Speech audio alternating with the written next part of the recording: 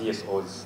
So this project is divided into two sections. There's the power of learning that is being handled by Emmanuel Daniels, and then there is the real or research and learning, or what we call real, basically that CHESAI is handling. And we as CHESAI, basically what we are doing is, or what we are doing is we are supporting or equipping these CSOs with the capacity to do research so that they can be in position to improve their CSOs. So we embarked on this journey, and we partnered with 23 CSOs across Uganda from the different regions, as we'll see as the presentation starts. Now, before we started this research, we brought these CSOs together and they were split into 7 and then 14.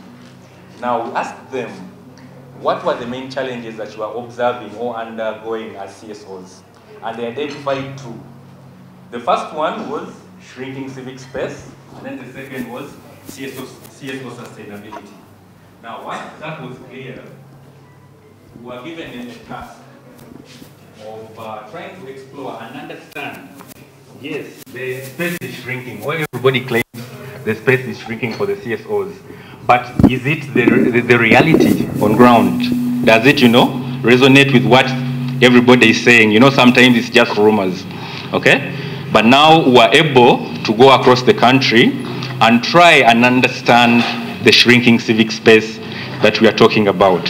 So today I'm going to be basically taking you through what were some of the results that we observed while conducting this research as CHESAI and the 23 CSOs. And you should note that this project is a sort of a participatory project whereby we as CHESAI, we are the overseers and we guide, but everything that you're seeing here was done by the CSOs. And we're also lucky to have the Muslim Council that is part of the CSOs that participated in specifically the shrinking civic space aspect. I hope I'm not blocking people here. So let's jump straight into the findings without wasting time. So what was our main research question? Okay, it was what dynamics underpin shrinking civic space in Uganda and how are they configured? Now, the other specific research questions we're answering were, what are the triggers and drivers that have contributed to the shrinking civic space? Which CSOs have been most negatively impacted and why, and how have they been impacted?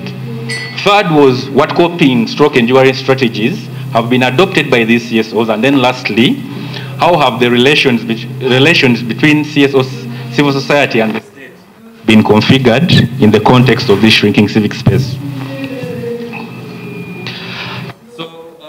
What methodology did we use?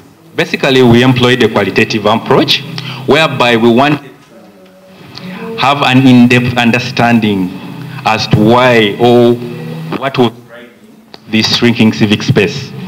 Okay? So we conducted key informant interviews. We also utilized observation. Okay? We also reviewed existing policies that are created that govern the CSO, straight from the NGO Act to all the financial intelligence policy, all those, we were able to look at them to be in position to draft a very informed report. And then in this specific working group of wicked problem number 1, or shrinking civic space, when you hear me speaking of wicked problem, just know it's the shrinking civic space.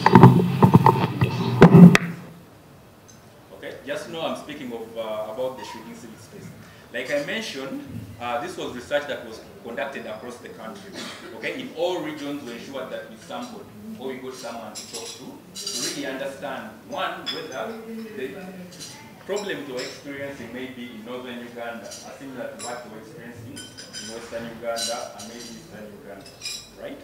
So we conducted the pilot in Tororo. Then we also spoke to people in CSOs in Kampala, Iganga, Gulu, Arua, Mbarara, and we spoke to a total of 38 respondents. But you should know that as part of these respondents, we included also the key players in the NGO world, all the CSO, framework. That is the NGO Bureau, the Ministry of Internal Affairs, and all those that fall within that docket. Then, of course, we analyzed the data, and these were the findings that we came up with. Okay? What were some of the triggers that we came across? The first one was the intensifying political advocacy and activism by civil society. Secondly was the lack of awareness by government.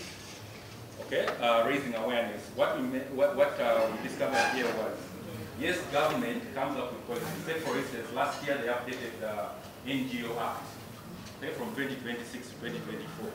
But they never really took the liberty to extensively inform or create awareness around the NGOs so that they are able to understand and know what provisions were improved or brought about in this new policy that they brought. So you find that those differences are shrinking the space.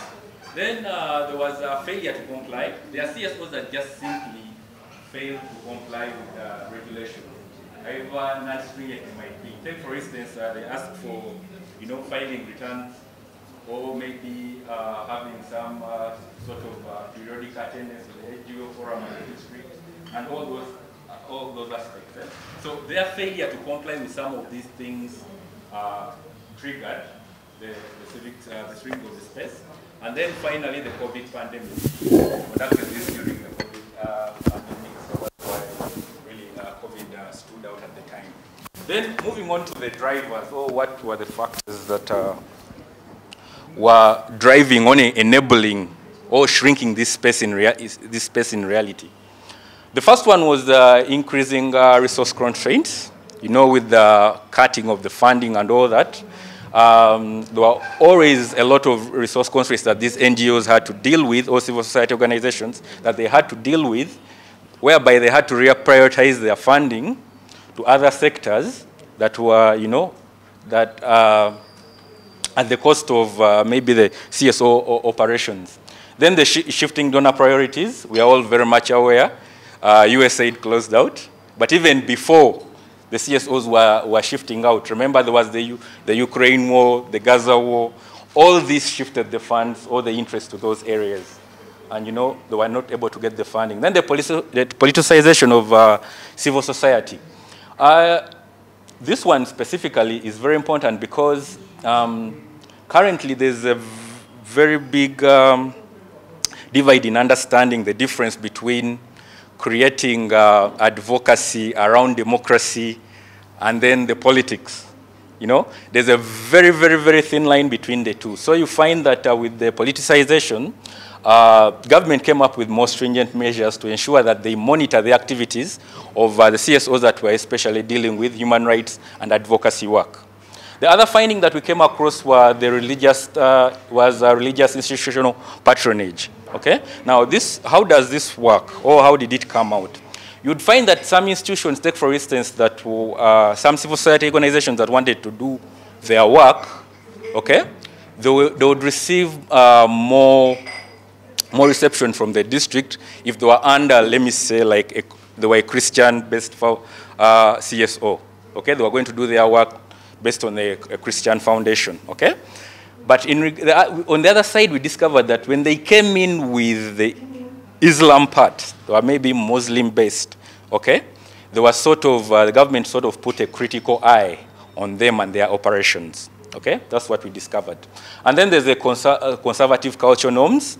There are CSOs that were trying to take, for instance, implement aspects like maybe, say, family planning, but you're not going to drive it onto young girls as early as 11, despite them being teenagers, you see? So you find that CSOs had a lot of challenges getting their projects accepted, especially when they did not conform with the sociocultural norms and all the LGBTQI and all that. And then the repressive legal frameworks, take for instance the POMA, whereby, if 3 or more converge, then you have to seek approval.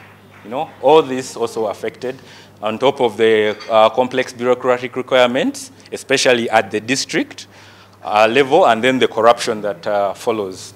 Then who was most affected?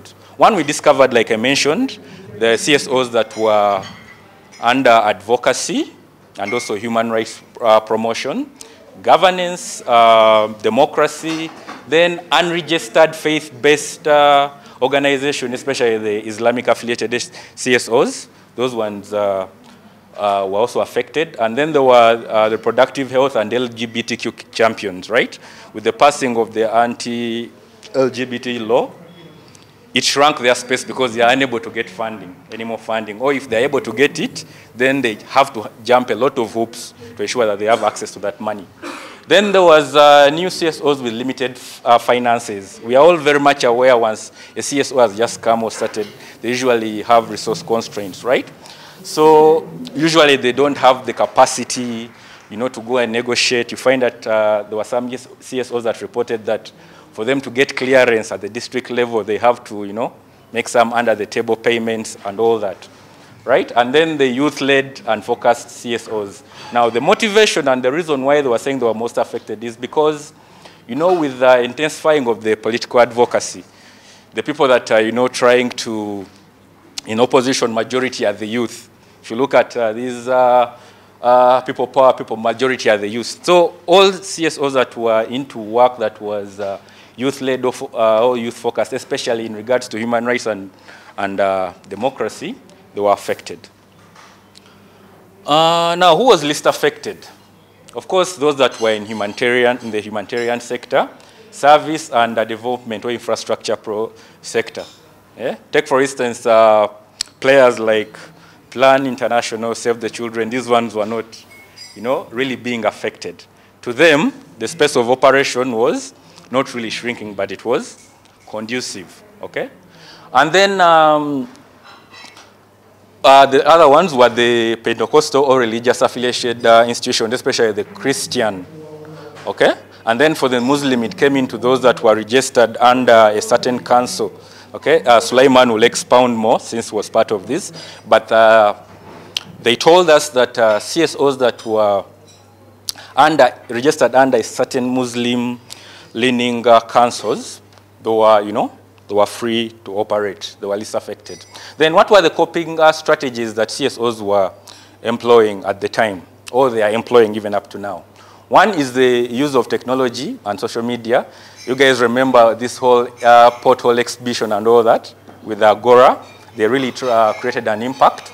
Then there was faith institutional affiliation. Take, for instance, if you go into a community and maybe it's predominantly Muslim and your CSO is Muslim-leaning, then you get better reception from not only the leaders, but also the people that you will be working with. And then there was strategic alliances and networks. These ones were very useful in especially, collectively advocating for clearing CSOs to be able to operate or do their work in the various districts. And then, of course, there was compliance, simply following the rules as they are, okay? Negotiation, and collaborative working with state agencies, litigation, learning, agility, and adaptation. Then, at the end of it all, remember we spoke to what is the current relationship in reality, okay? Now, the reactions were mixed and different, okay? From the state players or the state actors, okay, and some of the CSOs that were really operating where they were operating normally without any challenges, okay? To them, government was simply doing its job. Take, for instance, if you're a CSO, and there were CSOs that mentioned that in instances where, take for instance, where they changed the cow, okay, and they brought in a new cow and they have to get approval, they have to go through, a new screening process and approval and all that, okay? But if you look at it from the point of the cow, they are trying to look out for the people that they are trying to operate with. But of course, in other instances, it's marred with corruption and all that, so it's spoiled. But if you look at it from their point of view, they were actually saying it wasn't shrinking. And those CSOs that actually had very good working relationship, especially at district level, for them, they really didn't have a problem because once they had created a rapport with the district, then everything was always going on smoothly. And then, of course, the stronger, and then there were others who were saying that, it was predatory and exploitative in nature. These were the CSOs that were unable to get maybe clearance on time due to the bureaucracy. Maybe they were not approved for failure to funding, filing returns and all that. So the reaction was, yes, the space is shrinking, but depending on who you spoke to, you would realize that they had a point they were making, or they had a justification based on what they were saying. Then what were some of the recommendations that came out of this research?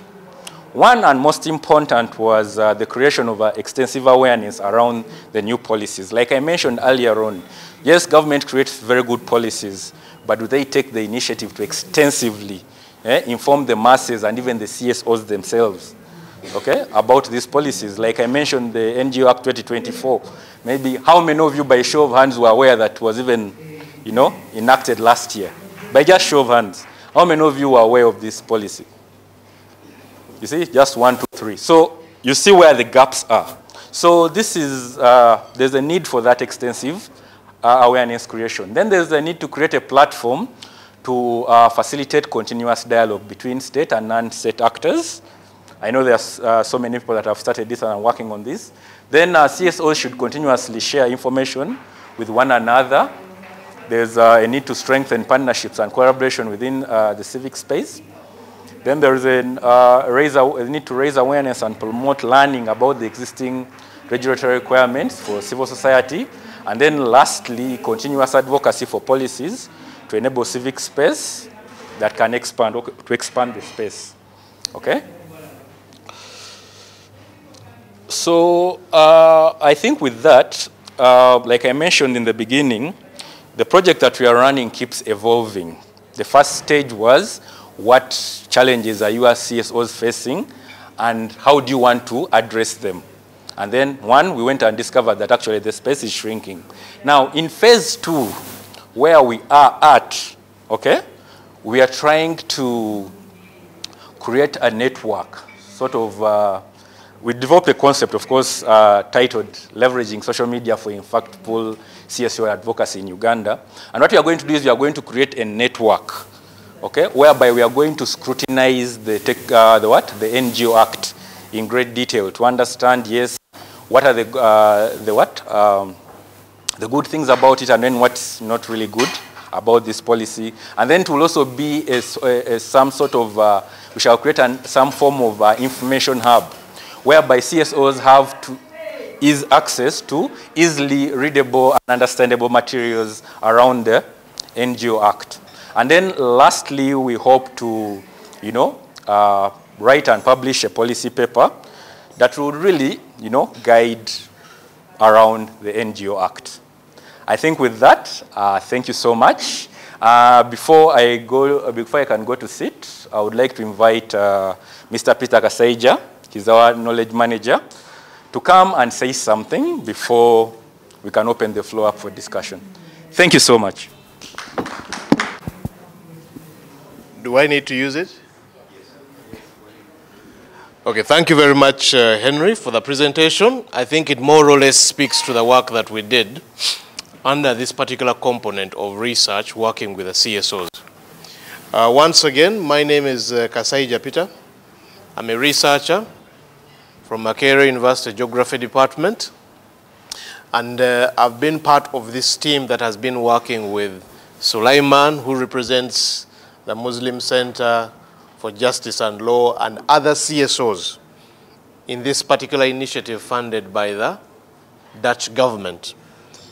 I believe Henry gave you a very good overview of the objectives of this initiative and how we came to the research, the findings that he's presented. But I think for me, in addition to what he's presented, I just wanted to emphasize the value of this work for the initiative that is being undertaken in this particular dialogue or discussion around collaboration. Some of the findings that you've seen regarding this challenge of shrinking civic space obviously point to the need for civil society actors to start working together, to build partnerships, to collaborate. One of the recommendations, for example, we talk about is the issue of sharing information.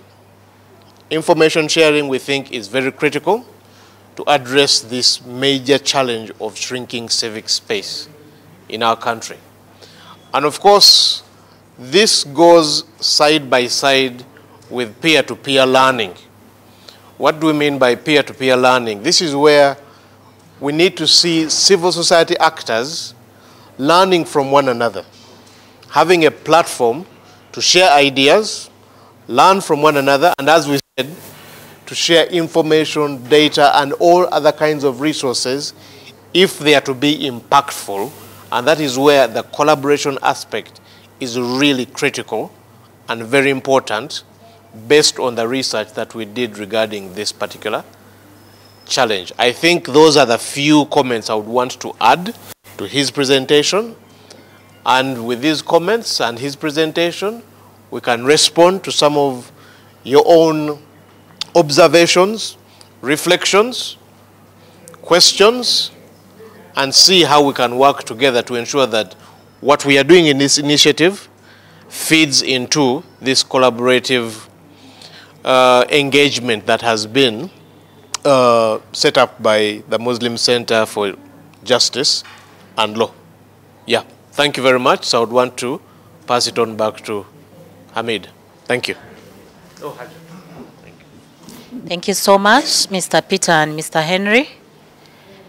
Right at this time, I want us to go through the reactions, other recommendations, supplements, anything. Hello?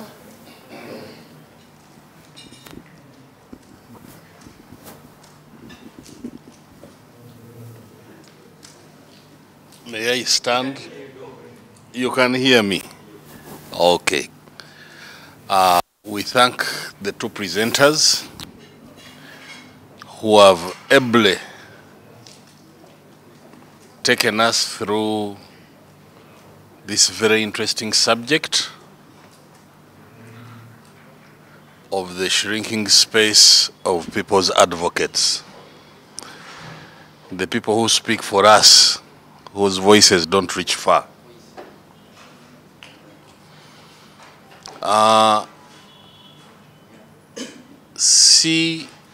CSOs have a notoriety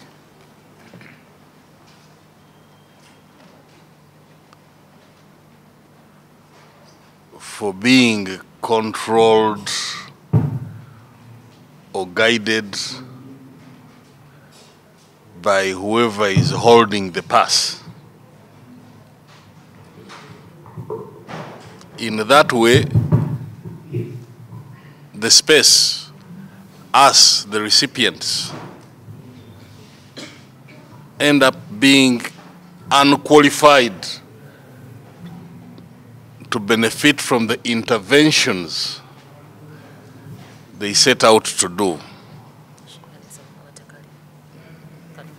Okay. Thank you very much. So in that way, whenever you feel the pain or share the concern, the point I am trying to say is, I think we should naturalize, make them natural to us so that they don't feel foreign to us whenever they come to make these interventions. I am a clan leader, and I'm also wondering,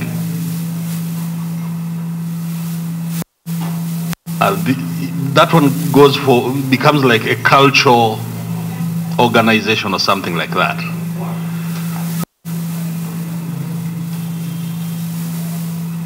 The last fight we had with government was when they said clans by law cannot own land.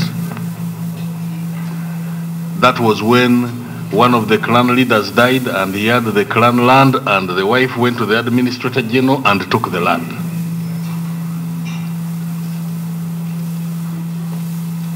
Now it had to take a lot of noise making, which you call advocacy, for my clan to be the very first clan in the kingdom of Buganda to acquire a clan land title. And how we got it? We had to register the clan as a trust so that we can hold the land. So the top clan elders became the trustees, and somehow we saved our land. Now, if CSOs, if you call CSOs like I, and then the cultural entities still don't come into this space, which I also try to look at as CSOs of one way or the other. When the big stick comes falling, you won't have people crying for you. So in order to expand this space, please bring more players on board that deal with everyday problems of people at the grassroots. Thank you very much.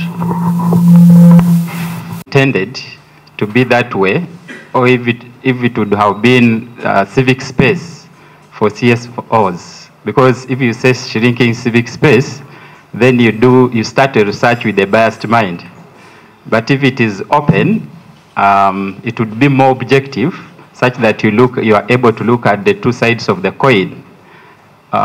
Looking, of course, at the ugly side, but also the best practices, some of which have come out. For example, the dialogues that are going on between CSOs and the government. Even yesterday we saw there's a dialogue between the Minister of Internal Affairs and interacting with CSOs. Next is I think there's a lot of impunity that needs to come out clearly, because the laws are there, the policies are there, but the practice is different. And also, in this space, I think there are also a number of requirements. Some, of course, are in good faith, but some are sometimes they become too many, such that CSOs then become preoccupied with meeting the requirements and they ensuring that they're in the good books of those in control than doing the actual peace building and human rights work which they are supposed to do. And even in the implementation, there are so many unwritten requirements therein.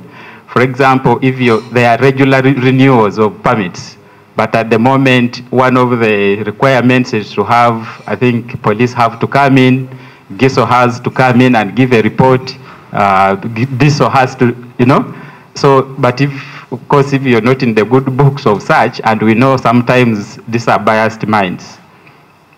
And then lastly is just the mistrust crisis between CSOs and the actors. Some actors, especially in the security sector and the government sector. And this one creates now disparities because it creates misconceptions and perceptions to look at each other as if they are political opposition activists, as if CSOs are enemies, and instead of coming together to engage, there is always like that kind of fights between each other, which many times is not necessary. Thank you so much. They pick an interest in one point, which is about CSOs sharing information among themselves. Among the partnerships that are being supported by the Dutch government in Uganda, there are about 25. And this point has been said over and over, that there's need to share information among CSOs. But it has never happened together as partnerships for various reasons. One, CSOs have different priority needs, different thematic areas, and different implementation strategies, and this makes it very difficult for all these CSOs to come together and share information. I do not know if in your research you are able to find out how best this can be done, because it's a very important point, but how to do it has been always a challenge, because even among the partnerships, we said in one of the meetings at the embassy that we need to see a way of doing it, but how? Who should take lead? No CSO is willing to take lead in bringing all CSOs together to share information. Is there anything you can say how best this can be done so that they start sharing of information with each other? Thank you. I think by the time I entered, I want to think that perhaps the findings of the research from the gender lens had already been shared. But again, I expected that to come out a little more. Because of late, we've seen women activists being targeted. And I think it is critical to highlight that in the research findings. The latest being Agatha, who was kidnapped from Tanzania, and you also what happened to her. So I think it is critical to highlight the gender lens. And also, I expected the research findings to highlight how the different special groups are affected by the shrinking civic space. In this case, we have the people living with disability and also the youth who are highly marginalized when it comes to participation in decision-making spaces. And also, I think it is critical to highlight that for those organizations that submitted their applications for accreditation to the EC to conduct voter education, especially during this critical time, the response has not yet been given, and this is likely to affect participation in the forthcoming elections. I think that is also critical to highlight. But again, I will reemphasize the role of collaboration, working with government and non-government actors, but also leveraging networks in the region, not only in Uganda, but we can still think of networks outside Uganda in the region. Thank you.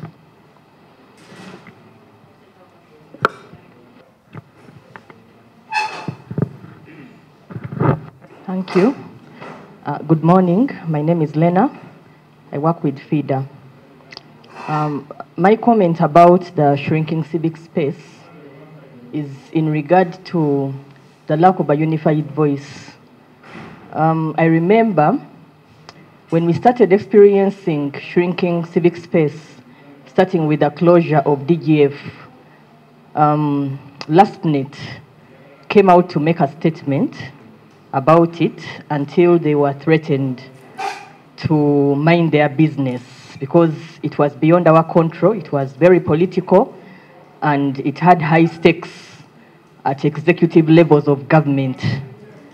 But the impact is still felt up to date because so many organizations crashed with the closure of DGF. But my observation is, as CSOs, there are so many organizations doing similar and related work. There's a lot of duplication under legal aid and other areas. But you realize that we don't have a unified voice. Who speaks for the CSOs? Because at least for the legal aid service providers, we have LastNet, but still there are limitations and constraints as to what they can and cannot do. Perhaps if we consider to have a unified voice, then we would have a strong force against government fighting civic space in Uganda. Thank you. And again, it goes back to the conceptualization of CSOs or civic space. Unfortunately, traditionally, we've looked at all other objectives that are relevant to our societies when we are talking about development. And I think that's a very good strategy. He points out that cultural institutions need to reinvent themselves so that they become relevant and important and become impactful.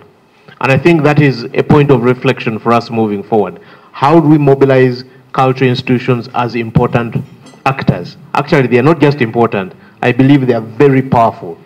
One of the most powerful actors that we have in this space of society. Then the framing of the research that we undertook, the way it was headlined as shrinking civic space. Yes, there was a lot of back and forth, debate about the particular title of the research question, because ultimately there was one voice that said, is civic space shrinking or is it changing? Because there's the issue of objectivity that you bring in. But ultimately what won out in those many voices that we're working with, because this came up from the CSOs that we are working with, it was not dictated. To them, they felt that civic space is shrinking, but definitely there is a caveat that it appears, based even on our research, it seems to be shrinking mostly for civil society actors that are focusing on human rights, while it's a little different for actors that are simply engaged in provision of basic services. For example, healthcare, education, housing, and all these other politically neutral sectors or themes. They seem to be operating well, they seem to be working well, and they seem to have good relationships with government actors. So those are the difficult questions that we have to engage with when we are dealing with this animal called civic space. It is very complex. So I hope that kind of like responds to that particular challenge, that it's a very nuanced reality that we have here in Uganda. And that's why at the end we talk about a very complex relationship between civil society and government. We are not saying it's a bad relationship. What we are saying, it is just complex.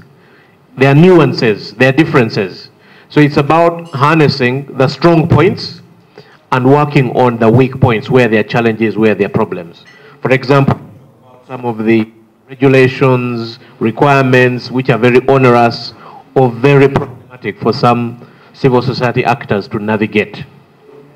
But I think, again, the other point that you make that we could respond to is the issue of trust.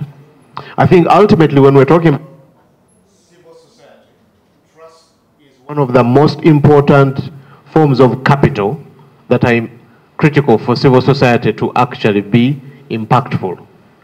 And I think that's, again, a very important question moving forward, that if we are building collaborations, bringing civil society actors to work together, how can we create that sense of trust, not just amongst civil society actors, because that is important. If the cultural institutions feel they've been left out, how do you create that trust? So that they're also feeling as important actors. It's not just actors between the civil society or within civil society, but between civil society and the society it actually advocates or it is activating for. That is our communities. Trust between the state and civil society itself. So trust, I think, is a very important asset that needs to be cultivated, especially when we are thinking through, for example, this particular collaboration. I think it is very good for you to raise that from the onset. And then finally, I would want to respond to the question around how do we address the challenge of information sharing? Because we've talked about it a lot. What is the starting point? And I think we've also hinted on it that there seems to be no one willing to take the lead. But as a starting point, we already know, for example, we have the NGO Forum, which is a platform that brings together NGOs. But the NGO Forum, I believe, can be a strong platform that can be that we can work with to help drive this agenda of how can CSOs share information. That's a starting point. The other starting point is that we have CSOs operating or focusing on so many thematic areas. CSOs operating on these different thematic areas can also come together and consider platforms for sharing information.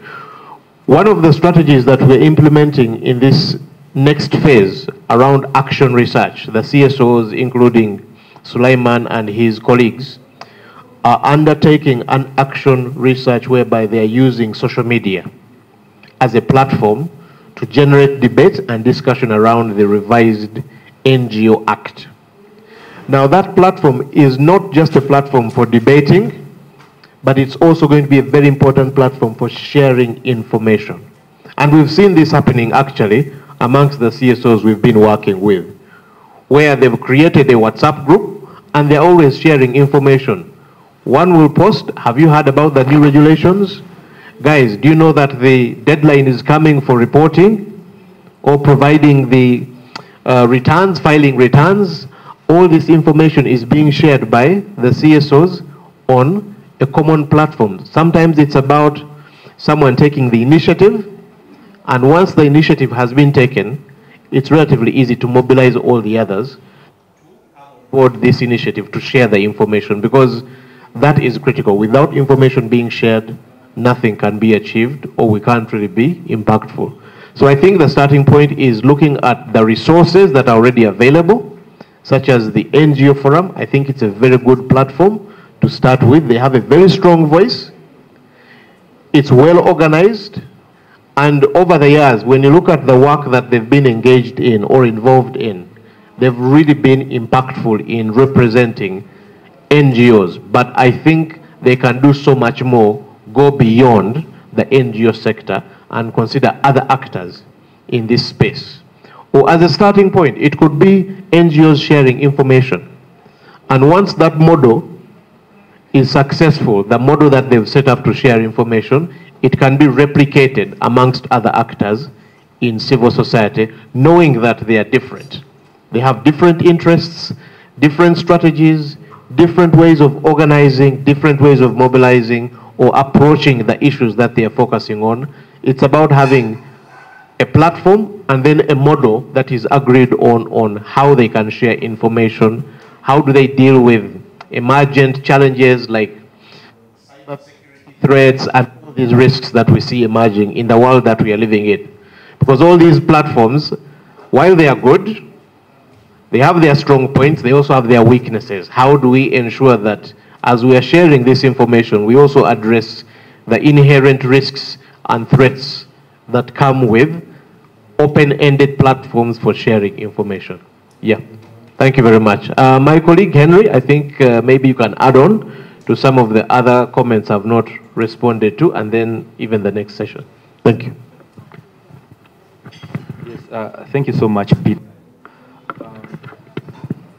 Just to add to what you've said, I'll just add to the question around the special groups, the special interest groups.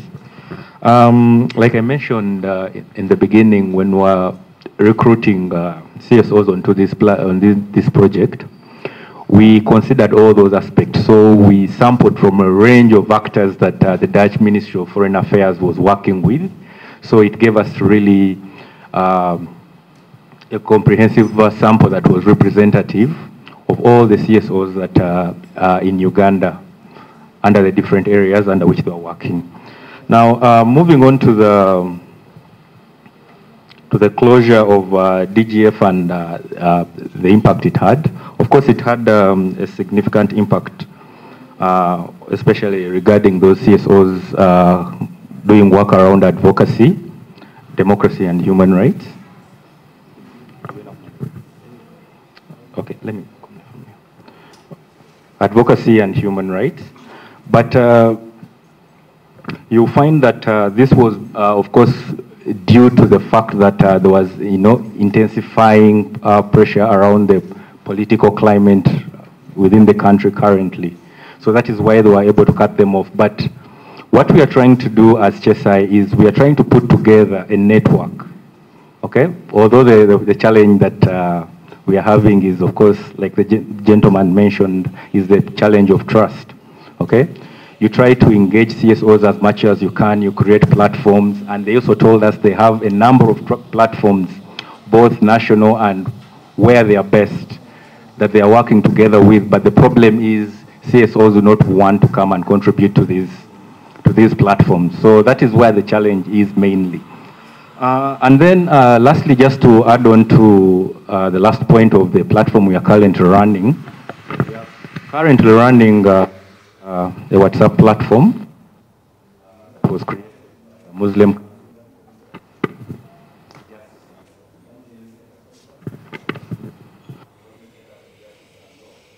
And basically what we are, like you mentioned, we are going to discuss the NGO outreach more extensively.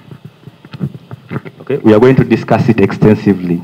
So I would like to encourage, if there are any CSOs that would like to contribute to this discussion around CSO, this group, that network that we've created that is going to discuss the NGO Act 2024, please reach out to Sulaiman here. He'll be able to, recruit you into the platform. The campaign has not yet started, probably to start next week. But in case you're willing to join and contribute to this platform, please reach out to Sulaiman. So basically what we are going to be doing is we are going to run virtual town halls, at least once a week for the coming 5 weeks. And then we'll also create a knowledge hub whereby we have CSOs that are going to be creating, IEC materials that are easy to read and, catchy to the CSOs so that they don't have to, read the entire document and to be able to understand it. Then we shall also post topics of discussion about 4 to 5 times a week. So it's really very important that you contribute to this discussion, because at the end of it all, we are looking at, getting a policy paper that might influence policy and also maybe, facilitate the changing or the improvement of some sections within the policy that are very important. With that, thank you so much. Sulaiman, would you like to add something? Maybe for the enrollment onto the platform, you will just register with Hamida on a separate sheet, the details, then you'll be enrolled. Thank you. Thank you so much for those reactions. And I commend Muslim Center. We've already started strengthening our capacity to try and see that these reforms are being put in place and have the ability to speak about these issues. So right now we are going into another session.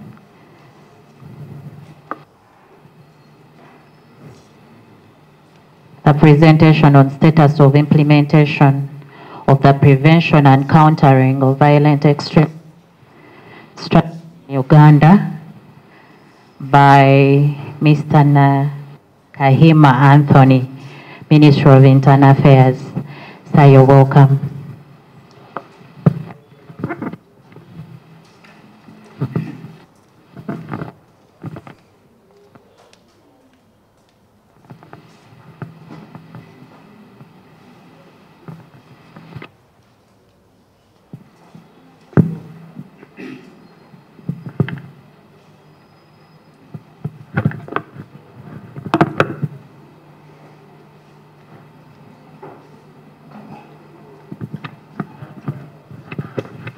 Good morning, ladies and gentlemen. You haven't eaten anything. Good morning, ladies and gentlemen. So, my name, I'm called Nahima Anthony. I work with the Ministry of Internal Affairs in the department responsible for controlling and managing small arms and light weapons in the country, where I work as a deputy national coordinator. That unit also houses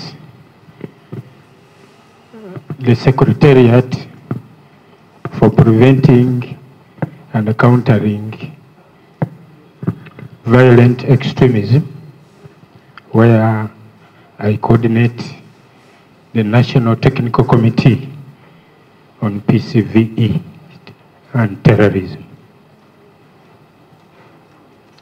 The department also deals with early warning and early response, and the national unit for Uganda under the IGAD is under that same department, where I happen to be the principal legal officer for that department, for that unit for Uganda, conflict early warning and early response. And I request you, I sit down because age is working on me. And first thing is that I have not been here yesterday and before, so I don't know exactly what you have been discussing, although I got a bit of it this morning.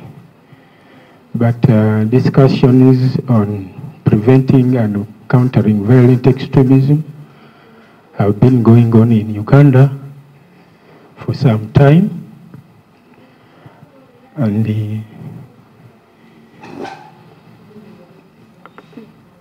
in 2017, government set up a national technical committee to come up with a national strategy on preventing and countering violent extremism and plan of action.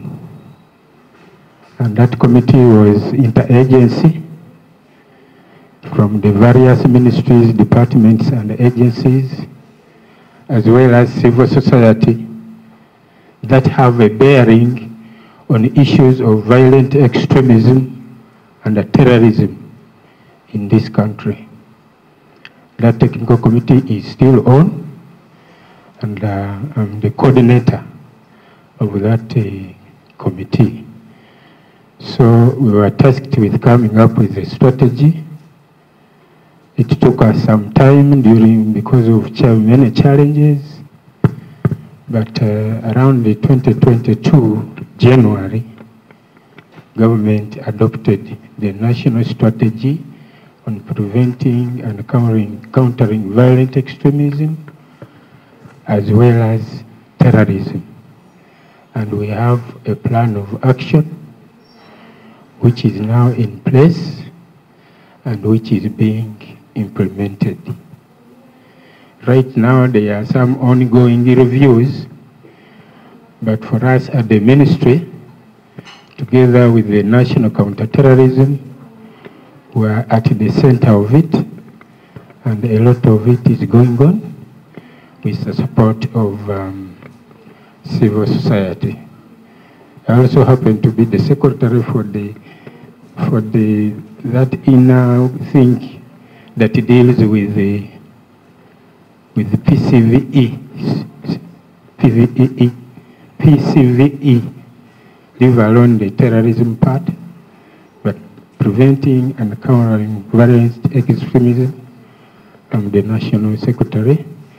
Our chairman comes from the National Counterterrorism Center. So today, I don't know what exactly I'm required to do, but I think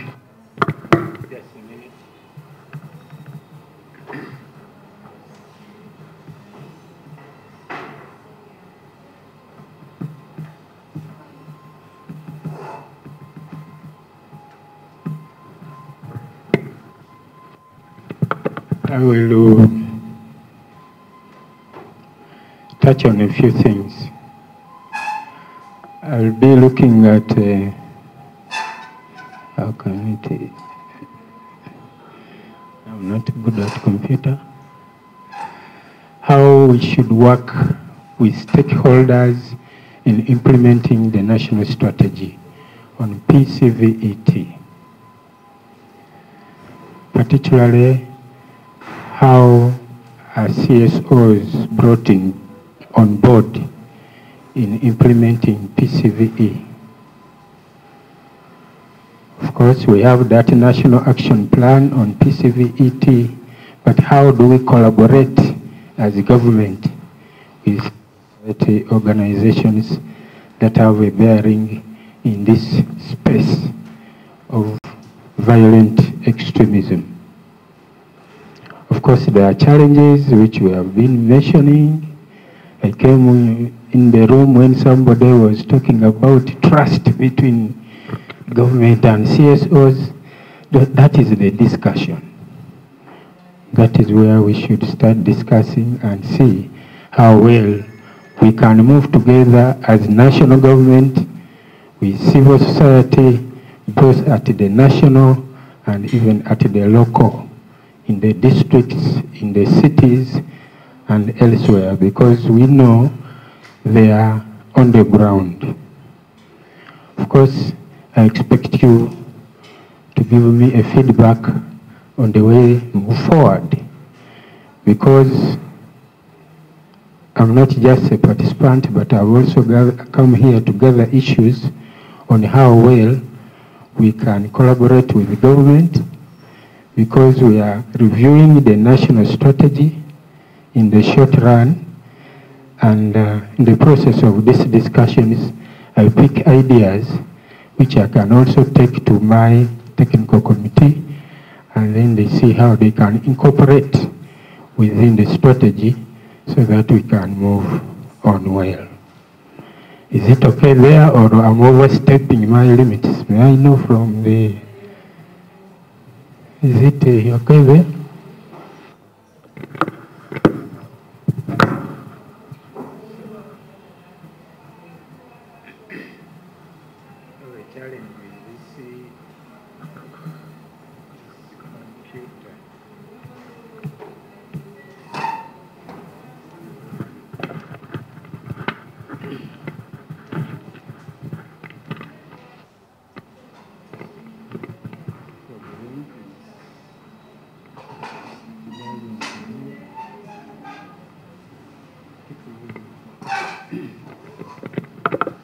I wanted to tell you that I'm also not a civilian. I'm a man from the forces.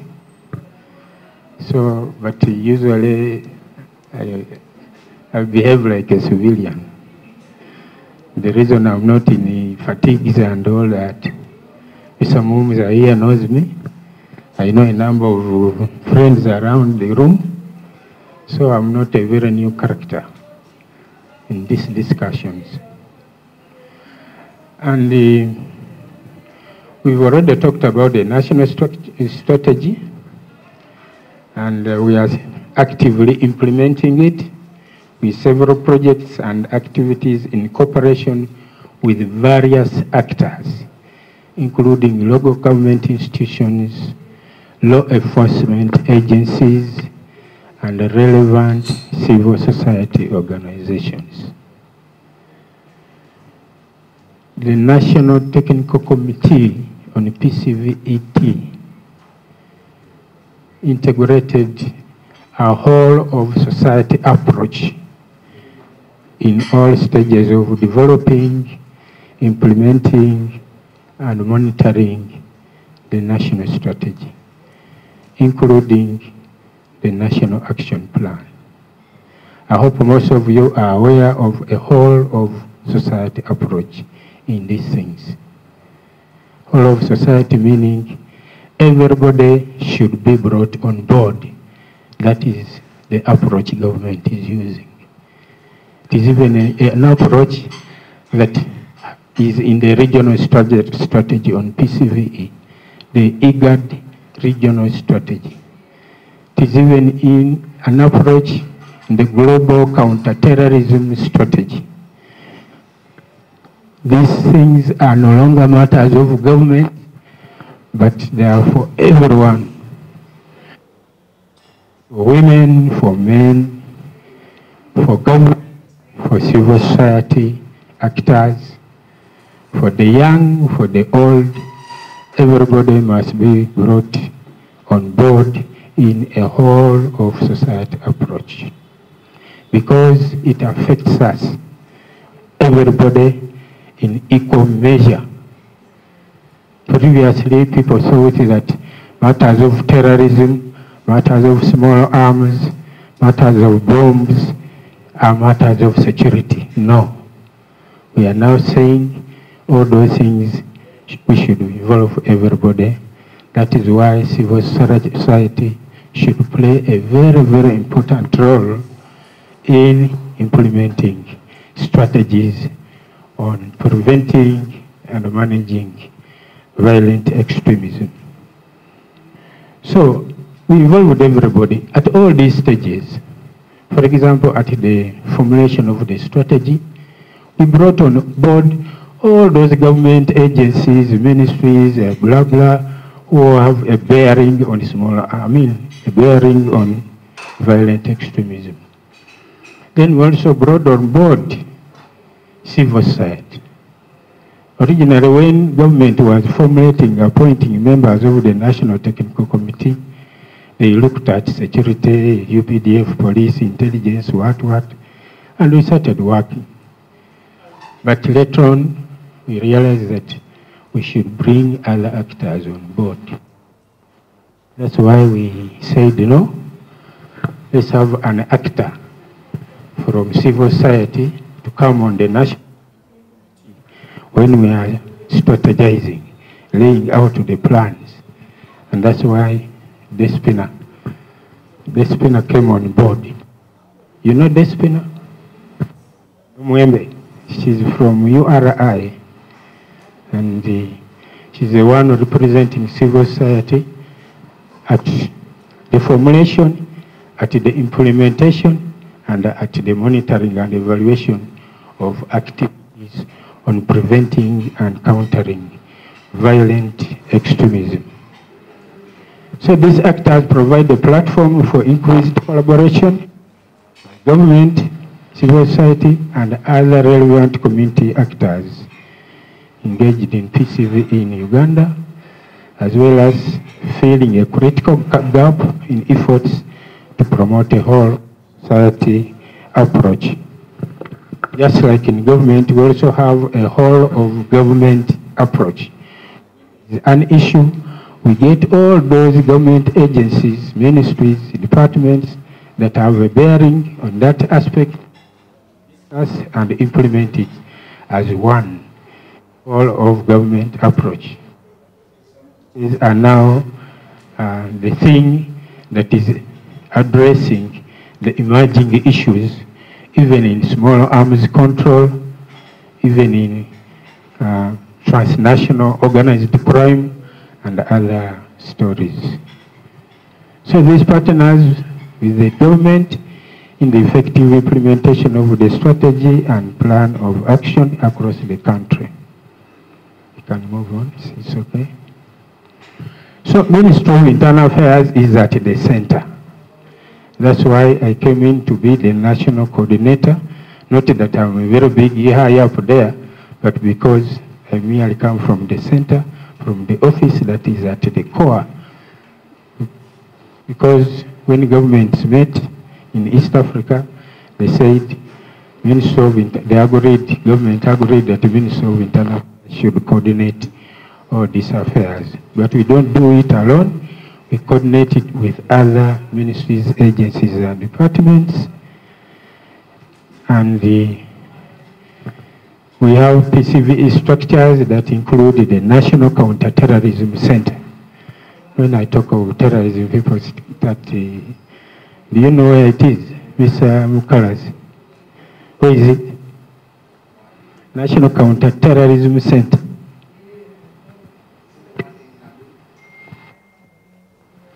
No? It is. I don't know whether I should just talk, but I also have issues. So in Naguru,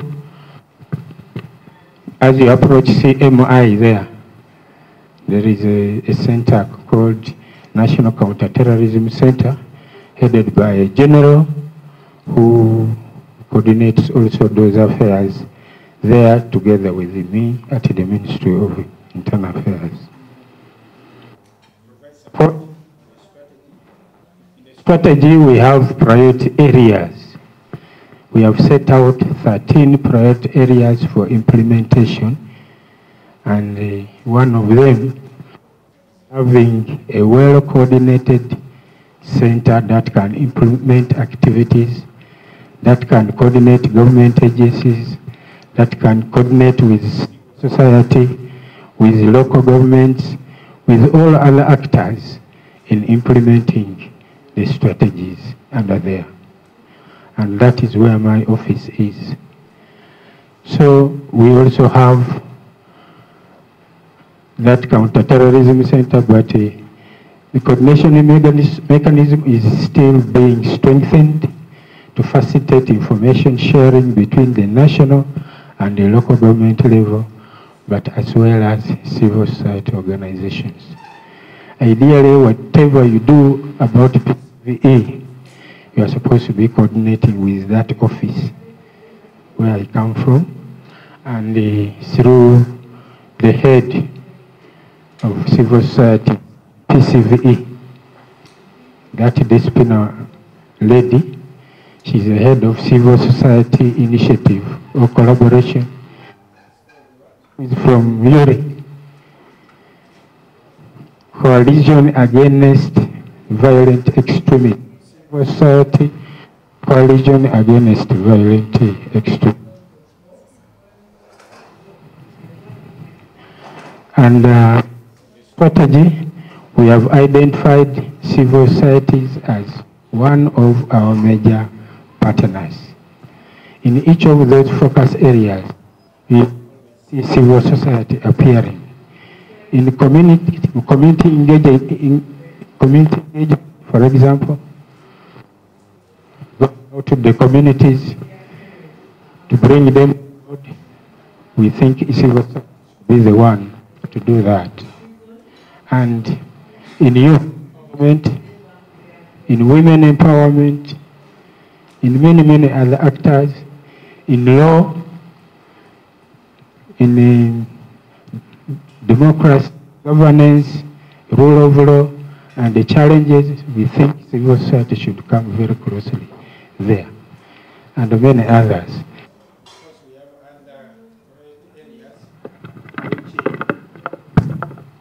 We expect much of civil society, like for example, in detection, in investigations,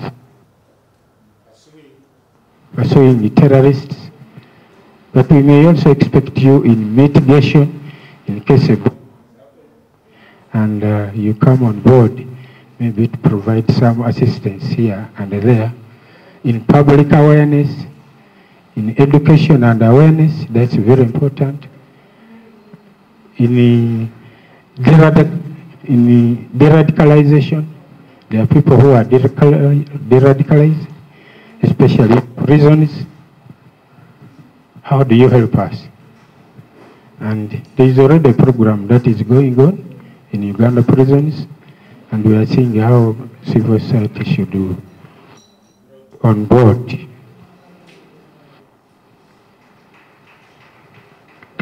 So they refuse.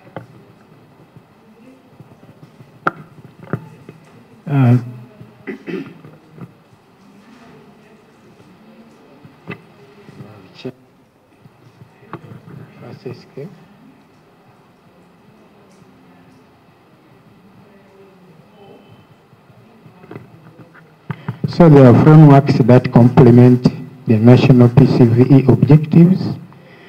There's a plan of action. I don't know whether some of you have come across it, but I have it. I can share it with you, and you see where we are focusing and where you can fit in as civil society. And it provides for coordination with local frameworks at that complement a tailored approach meets the unique needs of their communities. The strategy also recognizes the role of local leaders, civil society, academia, the private sector, as well as the other local structures. We also have regional platforms, PCVE platforms, which bring together all kinds of leaders in security, in local governments, in civil society, academia, opinion leaders, cultural leaders, everyone, to dialogue on PCVE issues. They are regional. Even in Kampala here, we have where bring RDCs and all other partners, the media and everybody, to discuss, to dialogue. So these structures have been established in all these, about 8 major regions of Uganda. Northern Uganda, West Nile, Nyoro, Zoni, around the central here, metropolitan, central, and even western Uganda. These are meaning that people can come and sit together and start dialoguing instead of fighting. Tell out your issues, give us your plans, share appropriately, and see how we can integrate and move forward together. So we have done that, but of course there are a few challenges that we are still organizing. We are yet to strengthen each of them. And we hope that you can also set up your own small platforms on PCVD, like a civil society platform on preventing and countering violent extremism. So long as your objectives are at tandem with the national objectives, you'll be allowed to do whatever you can. And you give us your reports and see, measure how you are contributing to the national efforts on preventing and countering violent extremism. The violent extremism that I'm talking about is not this extremism in the families, in fighting, domestic violence. I'm talking about violent extremism that leads to terrorism. I hope you are clear there.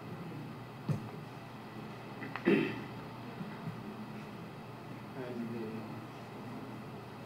yes, it has to wait a little.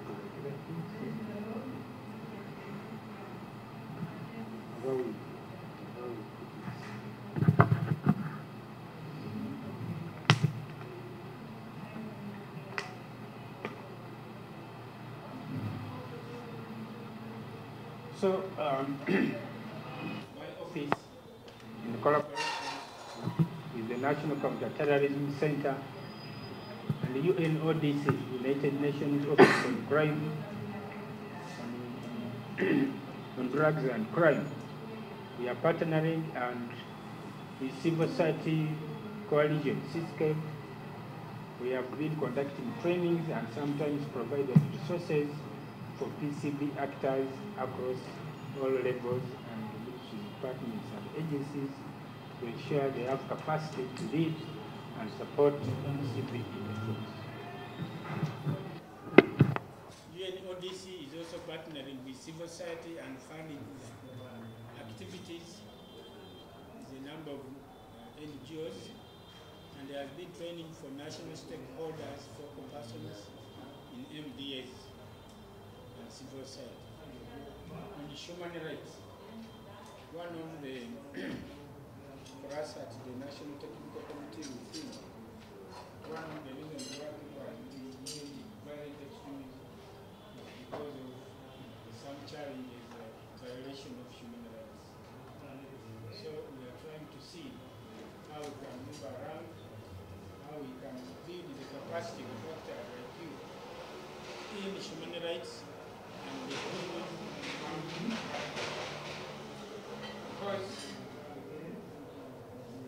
like for police and these other agencies go around, they arrest people, they harass them, train them for long periods without trial and so forth. So we are trying to train them human rights suspects, or PE suspects.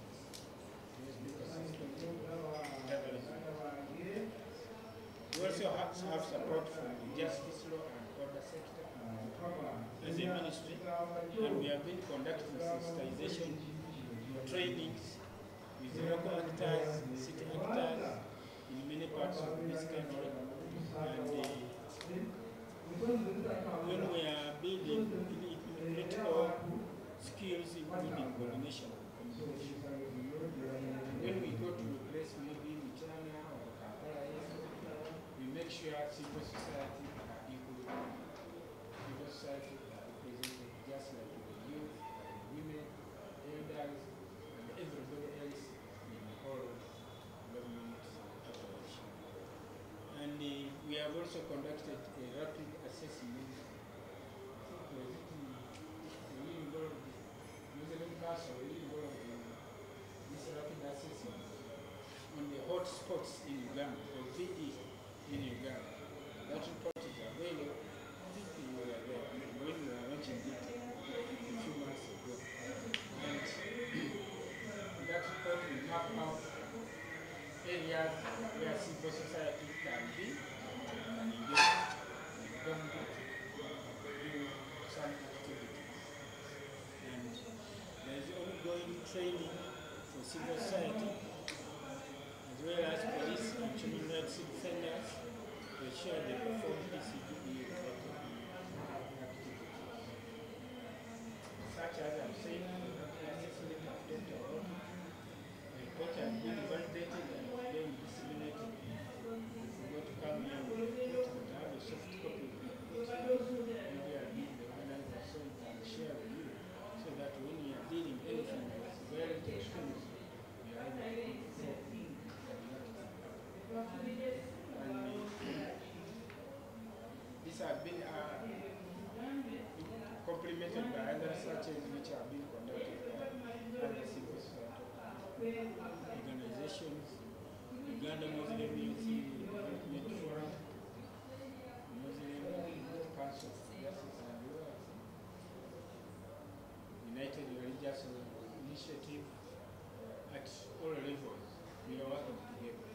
And when some of them organize meetings, they call us to come and participate, facilitate, share information, so that we are at par, we move together in the whole of government. We have mapping out factors. There are currently some efforts that are focused primarily in some CSOs and institutions, especially in those areas that have been mentioned, which are hotspots. Soga, Saka, Zori, Northern Uganda, parts of Western Nile. So we have mapped out which kind of actors are there, who is doing what, and which form of violent extremism is expected, and who are the players, so that we understand very well, so that when we do activities there, we are really honestly spot, so that there are good outcomes out of it. And we are still engaging, and the National Technical Committee, National Counterterrorism Center has carried out a nationwide mapping exercise for all our the foreign aids to establish a dynamic cooperation with CSOs working to prevent violent extremism at all levels, but also to strengthen CVE capacities and skills-based learning, which focuses on increasing the ability of CSOs and governments that have been identified.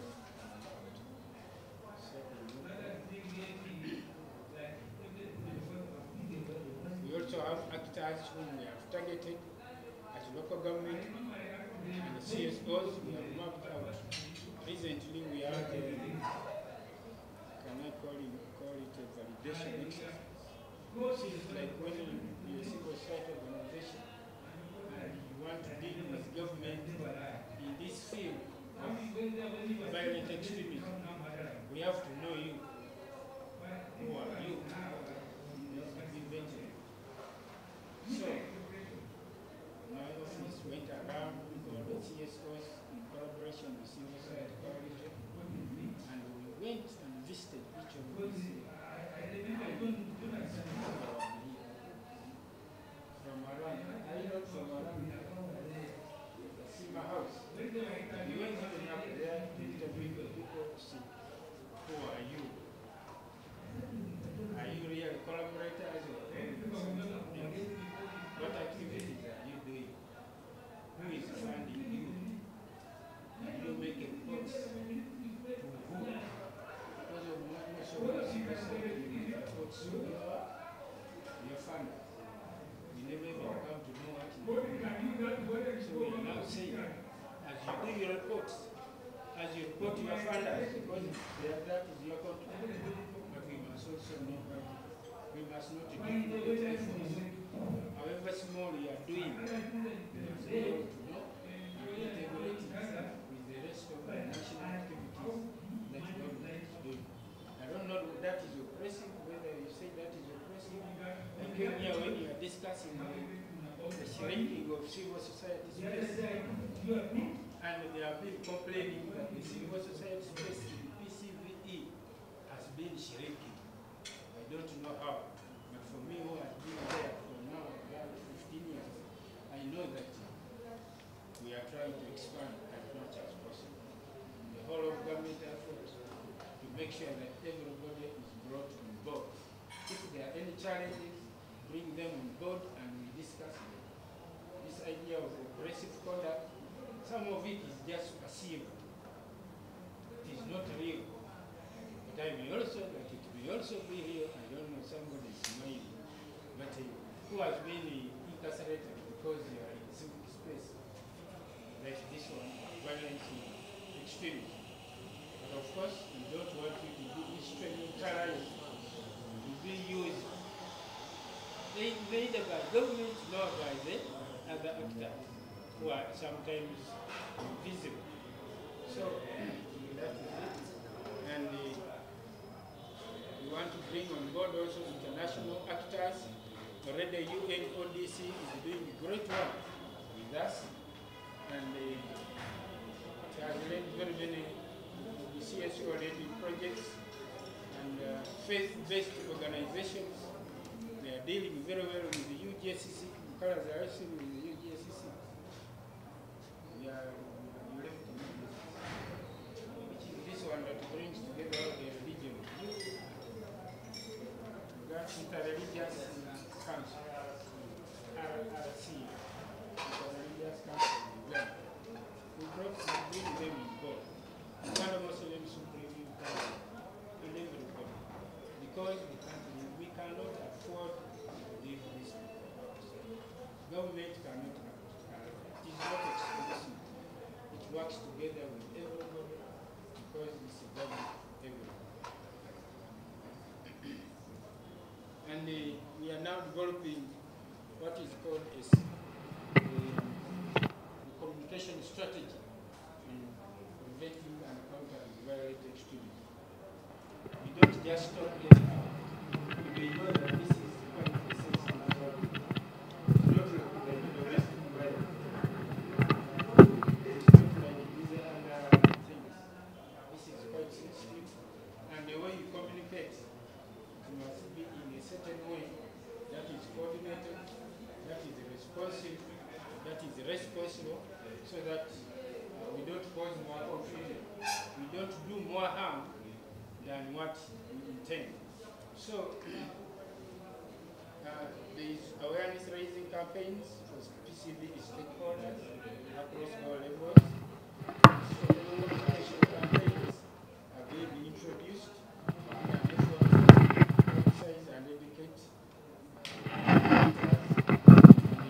plans and mechanisms for sharing information between the other one.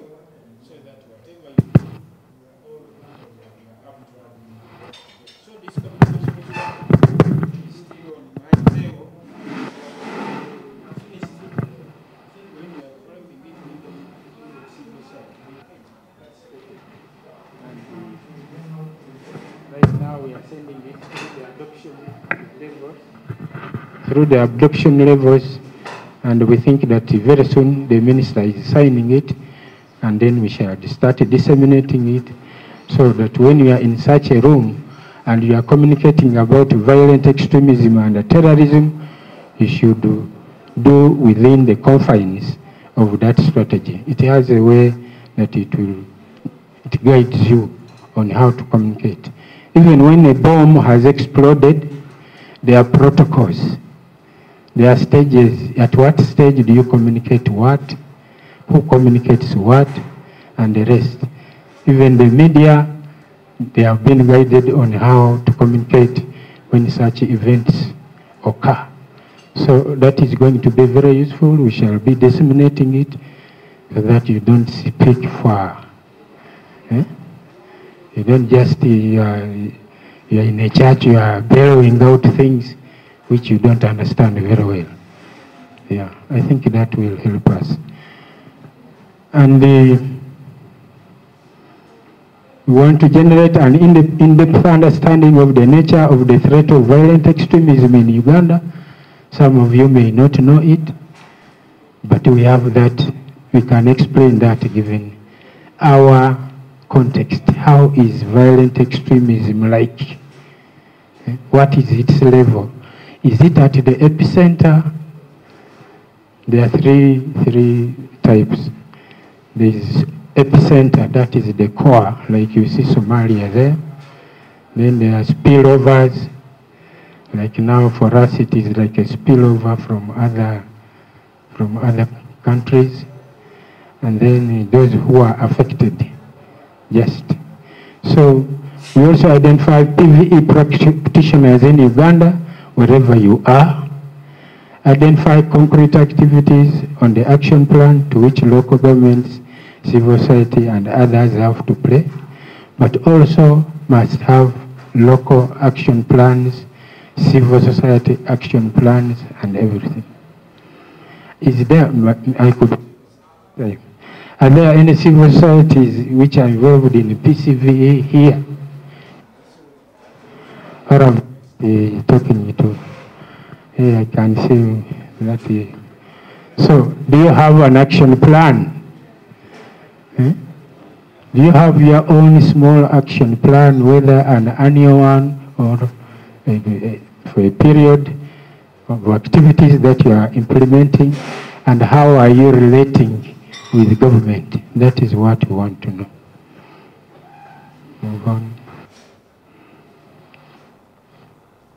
We want to have as many NGOs as possible in the country that are able to contribute to national efforts on PCVE.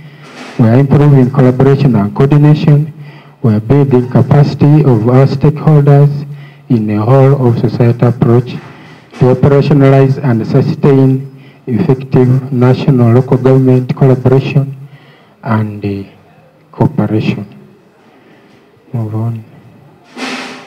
We know that in doing all this, there are some challenges, both at the government level, but also the civil society have their own challenges. There is lack of trust. Lack of trust between the government and the non-government actors. Is it true or false? Yes. It is true. But for me, I'm saying it is false. Anyway, to some extent, there could be. Even as within government, there is no trust between each other, between the police and the intelligence, between the CSO, the military and the other groups. There is some extent. This is a local phenomenon. It is no, it's not, even in the developed countries, it happens. There was a time where government was seriously lacking trust in civil society organizations. That led to the other incident of, which is this fund of viewers who was cut off, DGF. Because they were suspecting each other, but they could not sit on the same table and talk. That was the problem. So that is where it was, but I think the tensions are trying to weaken. But you know what politics is. We are coming next year, it might even be worse. So let's brace for anything. But that is not our wish. Our wish is that we should trust each other. Because as you see, it is not between government and you alone. It's also trust between government and the people. There is lack of trust. People are saying, why are certain things happening? Why are you sharing money when they are doing drugs in the hospitals, when the roads are not good, when education is funny? So people are grumbling, but there should be something to be done. There is lack of trust between even you CSOs yourselves. You can't collaborate. I've realized it. Is it not so? You don't share even programs, you don't share information because there is some kind of competition even within you, isn't it? Eh? Just like you. They want to see who is doing better, who is earning more money, who is doing what. So that lack of trust is there. But I think the whole thing is that to realize that lack of trust in each other is something that is not conducive, that we must fight and ensure that we really collaborate on all fronts. There are issues related to credibility and legitimacy. Some NGOs are not credible. I don't know whether I'm attacking you, but within you, some of you are not credible. Just like within us in government, we also have morals. There are people who are not credible. That's why there is intelligence. They vet you, they do this, so that they know whom are they dealing with. But in matters of terrorism, violent extremism, we must know whom we are dealing with before we engage fully. You cannot open yourself unless you know. Even when you are going out, when you are a man going out for the first time with someone, do you remove all your clothes or you just start small? So, opening up, start small, but we think that it can go further in doing something. There's a conceptual misunderstanding and differences in understanding of natural security. CSOs, the way they look at terrorism, at violent extremism, and the way government looks at it, the way CMI looks at it, it is not in the same. So we are trying to have a general understanding of the subject so that we can have a good approach to each of it. That's why when you look at the strategy, we have tried to explain what PCVL and terrorism are as concepts, so that when we are talking about them, we talk with the same language, not misinterpreting things to the detriment of the other. There are also issues of personal security. Those of you who are engaging in in PCVE, this is a very big threat. When you are an activist in this area, when you are a prosecutor, when you are an investigator, you must know that your security is also at stake. So you should know how to go about it. Not advertising yourself unnecessarily, because those terrorists are also looking at you and they see how to deal with you. There is deficiency of information. The information is not enough on existing mechanism for coordination and cooperation. That's why when you tell us to come around here, we run very fast, because we see you as a platform where we can disseminate information and talk about all matters of violent extremism in the country, the coordination mechanisms, the approaches, so that you can also help us as a government. There, of course, lack of technical skills. This is quite a new phenomenon. Violent extremism is an emerging issue.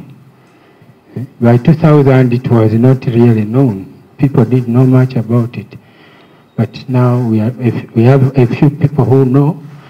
The skills are not so much, and yet it is a complicated subject which needs complicated innovations and certain things. Of course, there are recommendations which I want to make them, and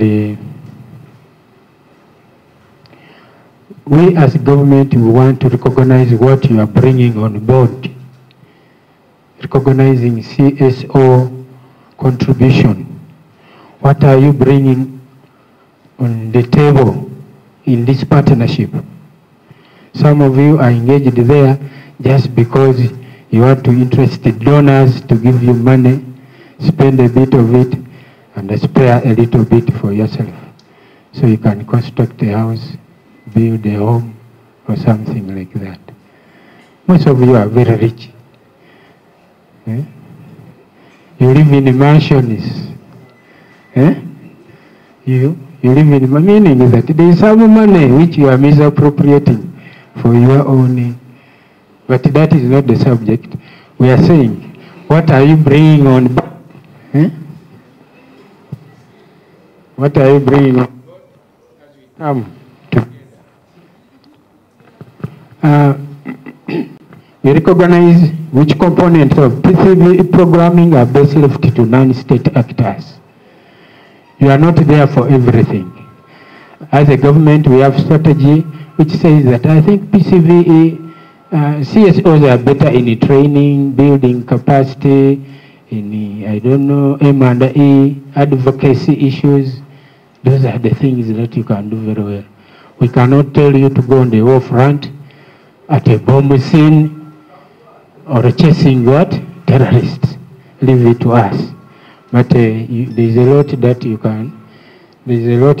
can do. So non-state actors must be clear about their capacities, experiences, and professional goals, and the government should facilitate their involvement in the full spectrum of PCVE programming, just like what our strategy says. And you are our front runners. Government officials should be trained on how to collaborate with local governments and other non-government actors. And this is what if we had the opportunity, I would have come here, talked about the PCV strategy and where you are supposed to be placed, how you'll be contributing to the national efforts. We must build the trust between ourselves as CSOs first, then trust between CSOs and the government. Government must also trust its citizens. Citizens must also trust the government. But when we see all the relations are not good, that means we cannot go far. That is the truth. Even in churches, in mosques and what. Before you want God to help you, you must trust that He is capable of helping, isn't it? That Muslim leader, or is another world, in another world. Somebody who is a Christian here. So, trust is very, very important. Even in the family, if you don't trust your woman, you are here, but you are thinking, is that woman at home really, or she has run somewhere? So you cannot even perform when you are in this room. Or you are suspecting your husband is reading certain books somewhere. It is not good. Trust each other. That is what they preach in churches and everywhere. And the national government needs to shed misconceptions and stereotypes about certain actors.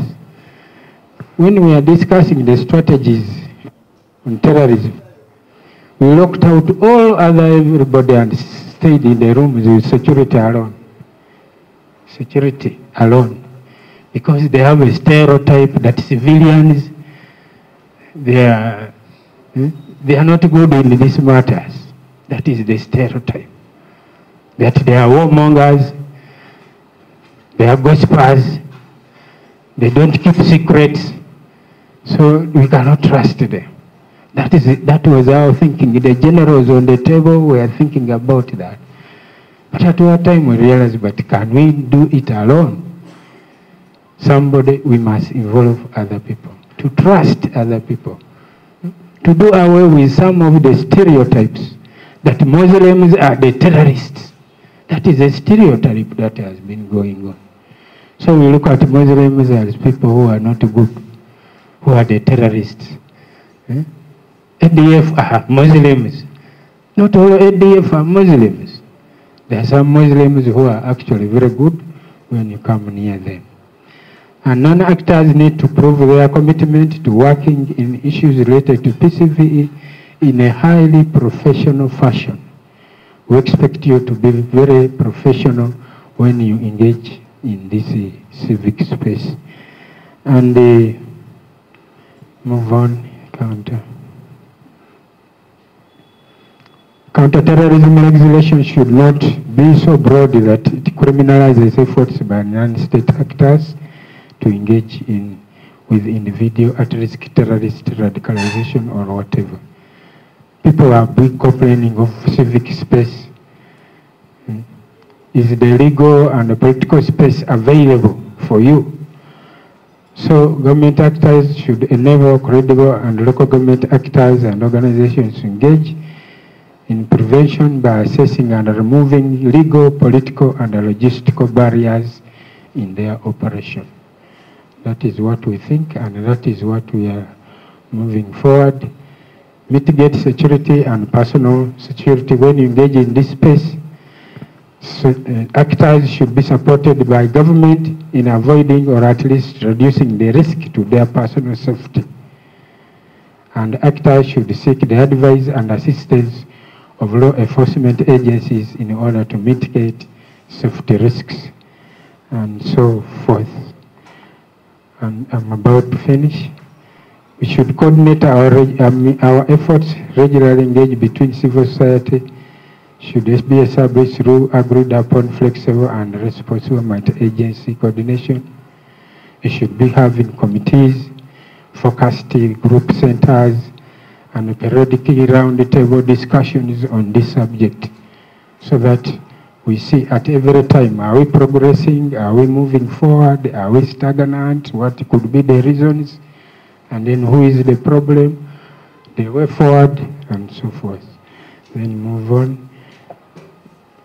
We think that the government or civil society should both disregard negative and inaccurate stereotypes. I've already talked about it. We should provide civil society and private sector actors with legal and political space that I've talked about it. Police and others should not instrumentalize the local society organizations. Instrumentalizing meaning that they use you, for example, to get information. You should not be used by even government or any other. Sometimes you are used. This is the point that I wanted to do. Sometimes I'm not pointing at you, but you could be the one actually. That civil society, you are used as spies. You spy on the government, you spy on Uganda, you give reports. But once we get you, there is a very good law that will deal with you. But you know that instrumentalization is not good, and that must stop. I think I'm finishing. We should develop partnerships like already I think you have started doing it. There should be cooperation and coordination at all levels, and the National Technical Committee is vigorously communicating government strategies to the public and incorporating feedback. Like we are talking here, in case there is any feedback, I also take it back to the center and see how well should we engage others in this space. I think that is all. I know I couldn't discuss a lot of documents, but that is the discussion. Knowing that some of you are new in this space, we don't want to complicate things for the beginning. I thank you.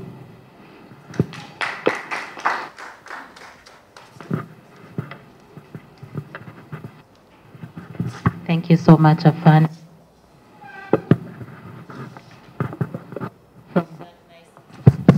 From that nice presentation, very informative. We need to know our limits. Do you have any reactions?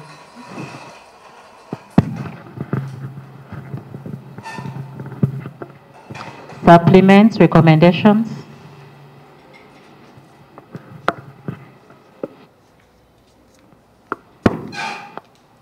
Thank you, Afande, for giving this presentation. I think mine is could be a recommendation or a concern that while you are presenting, you only shared that there is only one person representing the CSOs currently.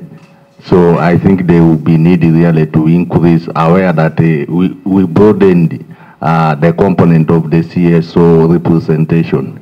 the component of the clans is there. And I know my elder, my immediate neighbor on the left will come in to talk about how the clan leaders are left on these important issues. So I think there is really a need to be very inclusive. Thank you.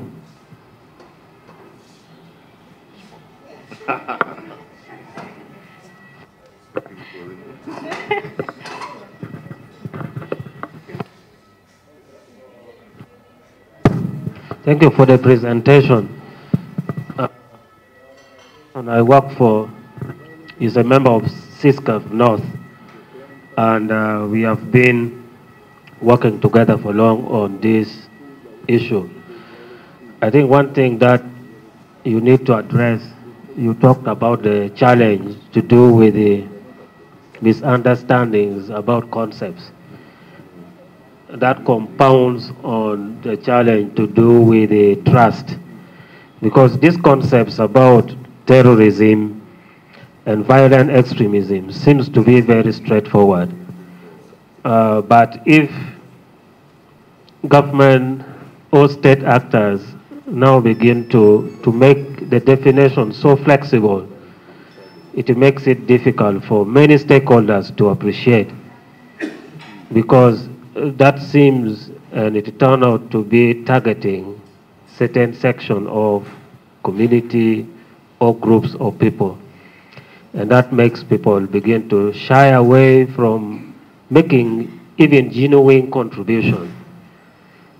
Intelligence that are successful are always friendly with the civilians. If you are able to freely associate with them, you are able to get a lot of information.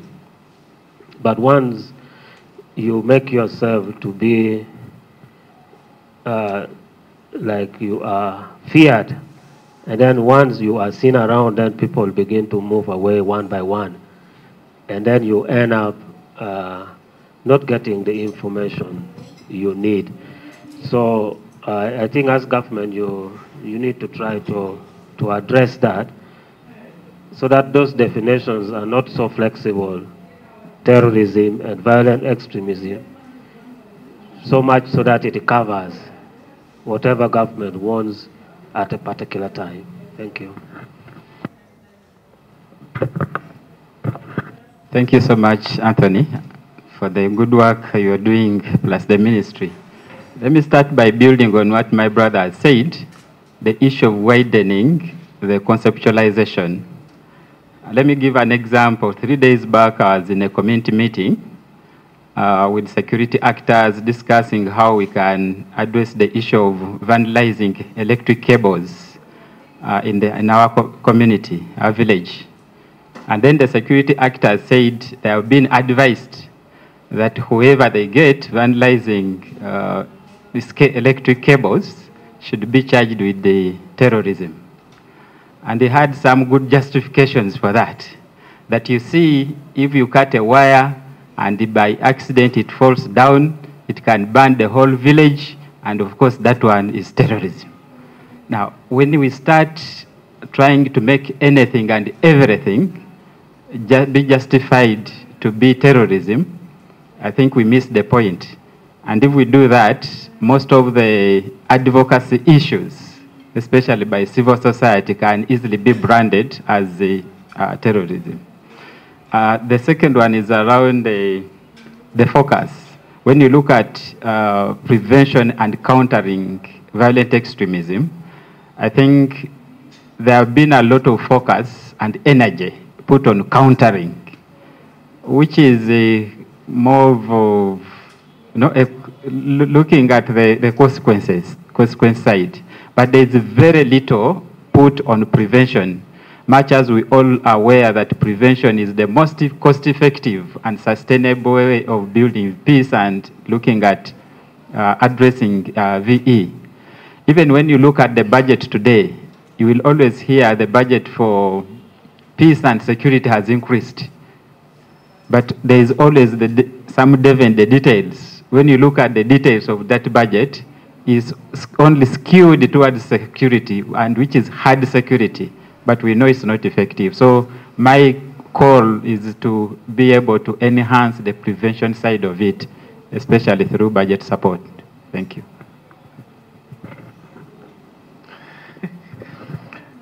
Thank you so much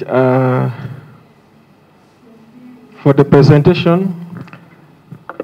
Yeah, the concept that we are dealing with is a big one. But for me, as a layperson, I expected to see the magnitude of this problem in Uganda. Of course, I realize that the fact that there's a national strategy for the prevention means that it is a reality, and there are already some magnitude of negative effects reported. So I expected to see some statistics for like some period of time in Uganda, that between maybe 2013 to this time, there were these cases of terrorism or extremism in Uganda, to give me some idea of knowing this. But of course, for me, I know of the recent incident in Namugongo during the Martyrs' Day celebration. That one, I don't know whether terrorism or violent extremism, I don't know. But I expected to see some statistics. Some statistics of violent extremism and terrorism in Uganda, and what have been the effects, yeah, or the damage caused on the citizens in Uganda. Thank you.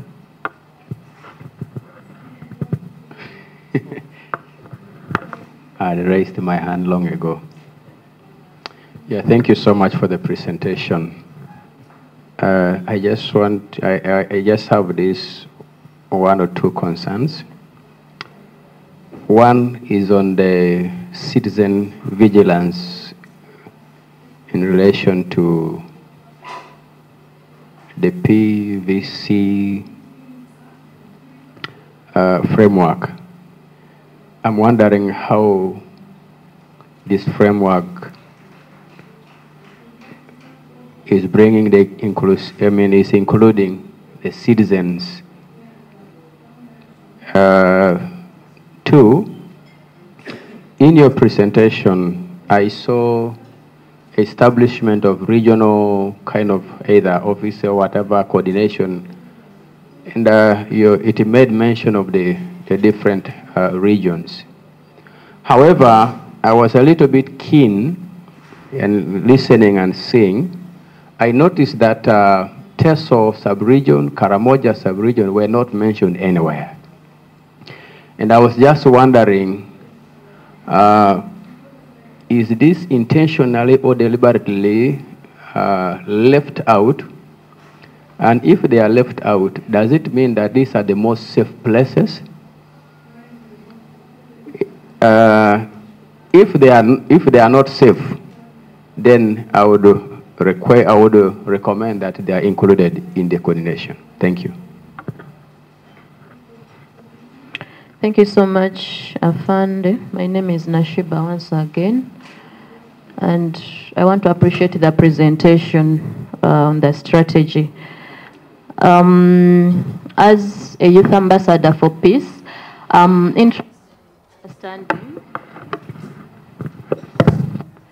in understanding how the continental framework on youth peace and security, or the YPS agenda, why? It's because the youth are a critical factor, both in PVE and security, as perpetrators and sometimes victims of violence. So I want to understand how the strategy speaks to the youth peace and security agenda. Second, currently is developing the National Action Plan on Youth Peace and Security. And do you think there are some aspects in the strategy that can for sure be incorporated in the National Action Plan on Youth Peace and Security? Thank you.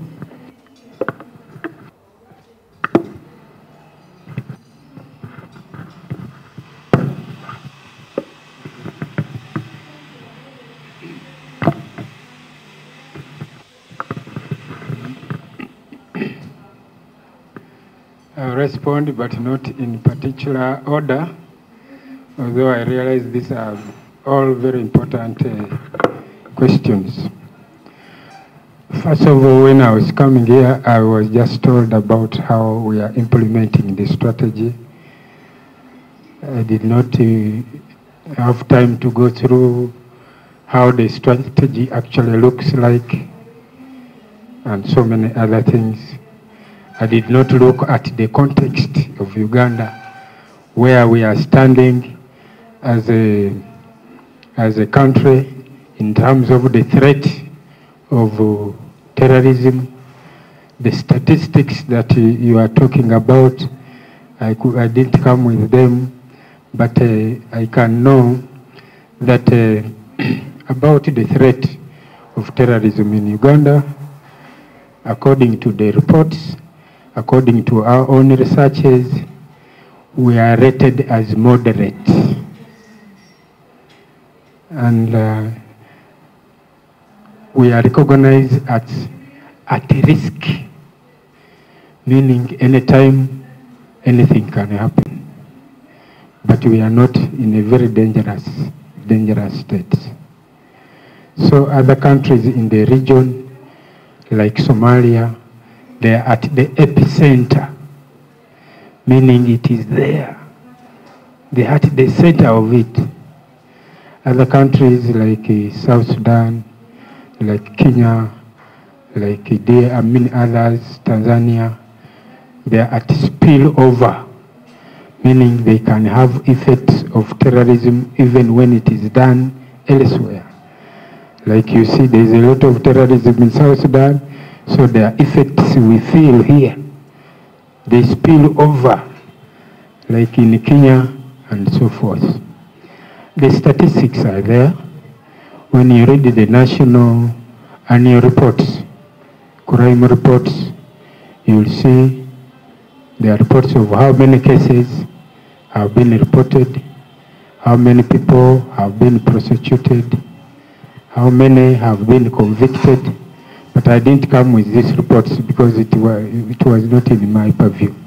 But there are quite a number. How many people have been shot down as a result? I have them. The people around the country who were shot and killed, like last year, were 298, but not all of them were involved in terrorism. But quite a number of them we suspect they are as a result of terrorist activities. There are bombs that have exploded, not the other recent one, but there are many others which you have seen in Kampala streets, at CPS, everywhere, and so forth. But I don't think we have time. If you have time and tell me to come, and I can talk for the whole day on all aspects of violent extremism and terrorism in this country. Now, Madam, on frameworks, when we are sitting down to draft the national strategy, we also had the concern of the regional and international strategies and plans of action, like the IGAD regional strategy on preventing and countering violent extremism, like the African Union strategy. We have the global anti-terrorism strategy, the UN Secretary General's plan of action on preventing and countering violent strategy. So all these, we incorporated them in our strategy. And issues of women are a concern. Priority focus number 6 is on women. How do we empower women so they can be useful in preventing and countering violent extremism? Strategy number 7 is on youth, empowering of the youth. Youth are the most vulnerable. We have a bulge of youth in Uganda, a very big percentage. They are the most affected, but how are we involving them? How are we protecting them? How are we preventing them from joining violent extremist organization? That is strategy number 7. And we think all these mechanisms have been in place.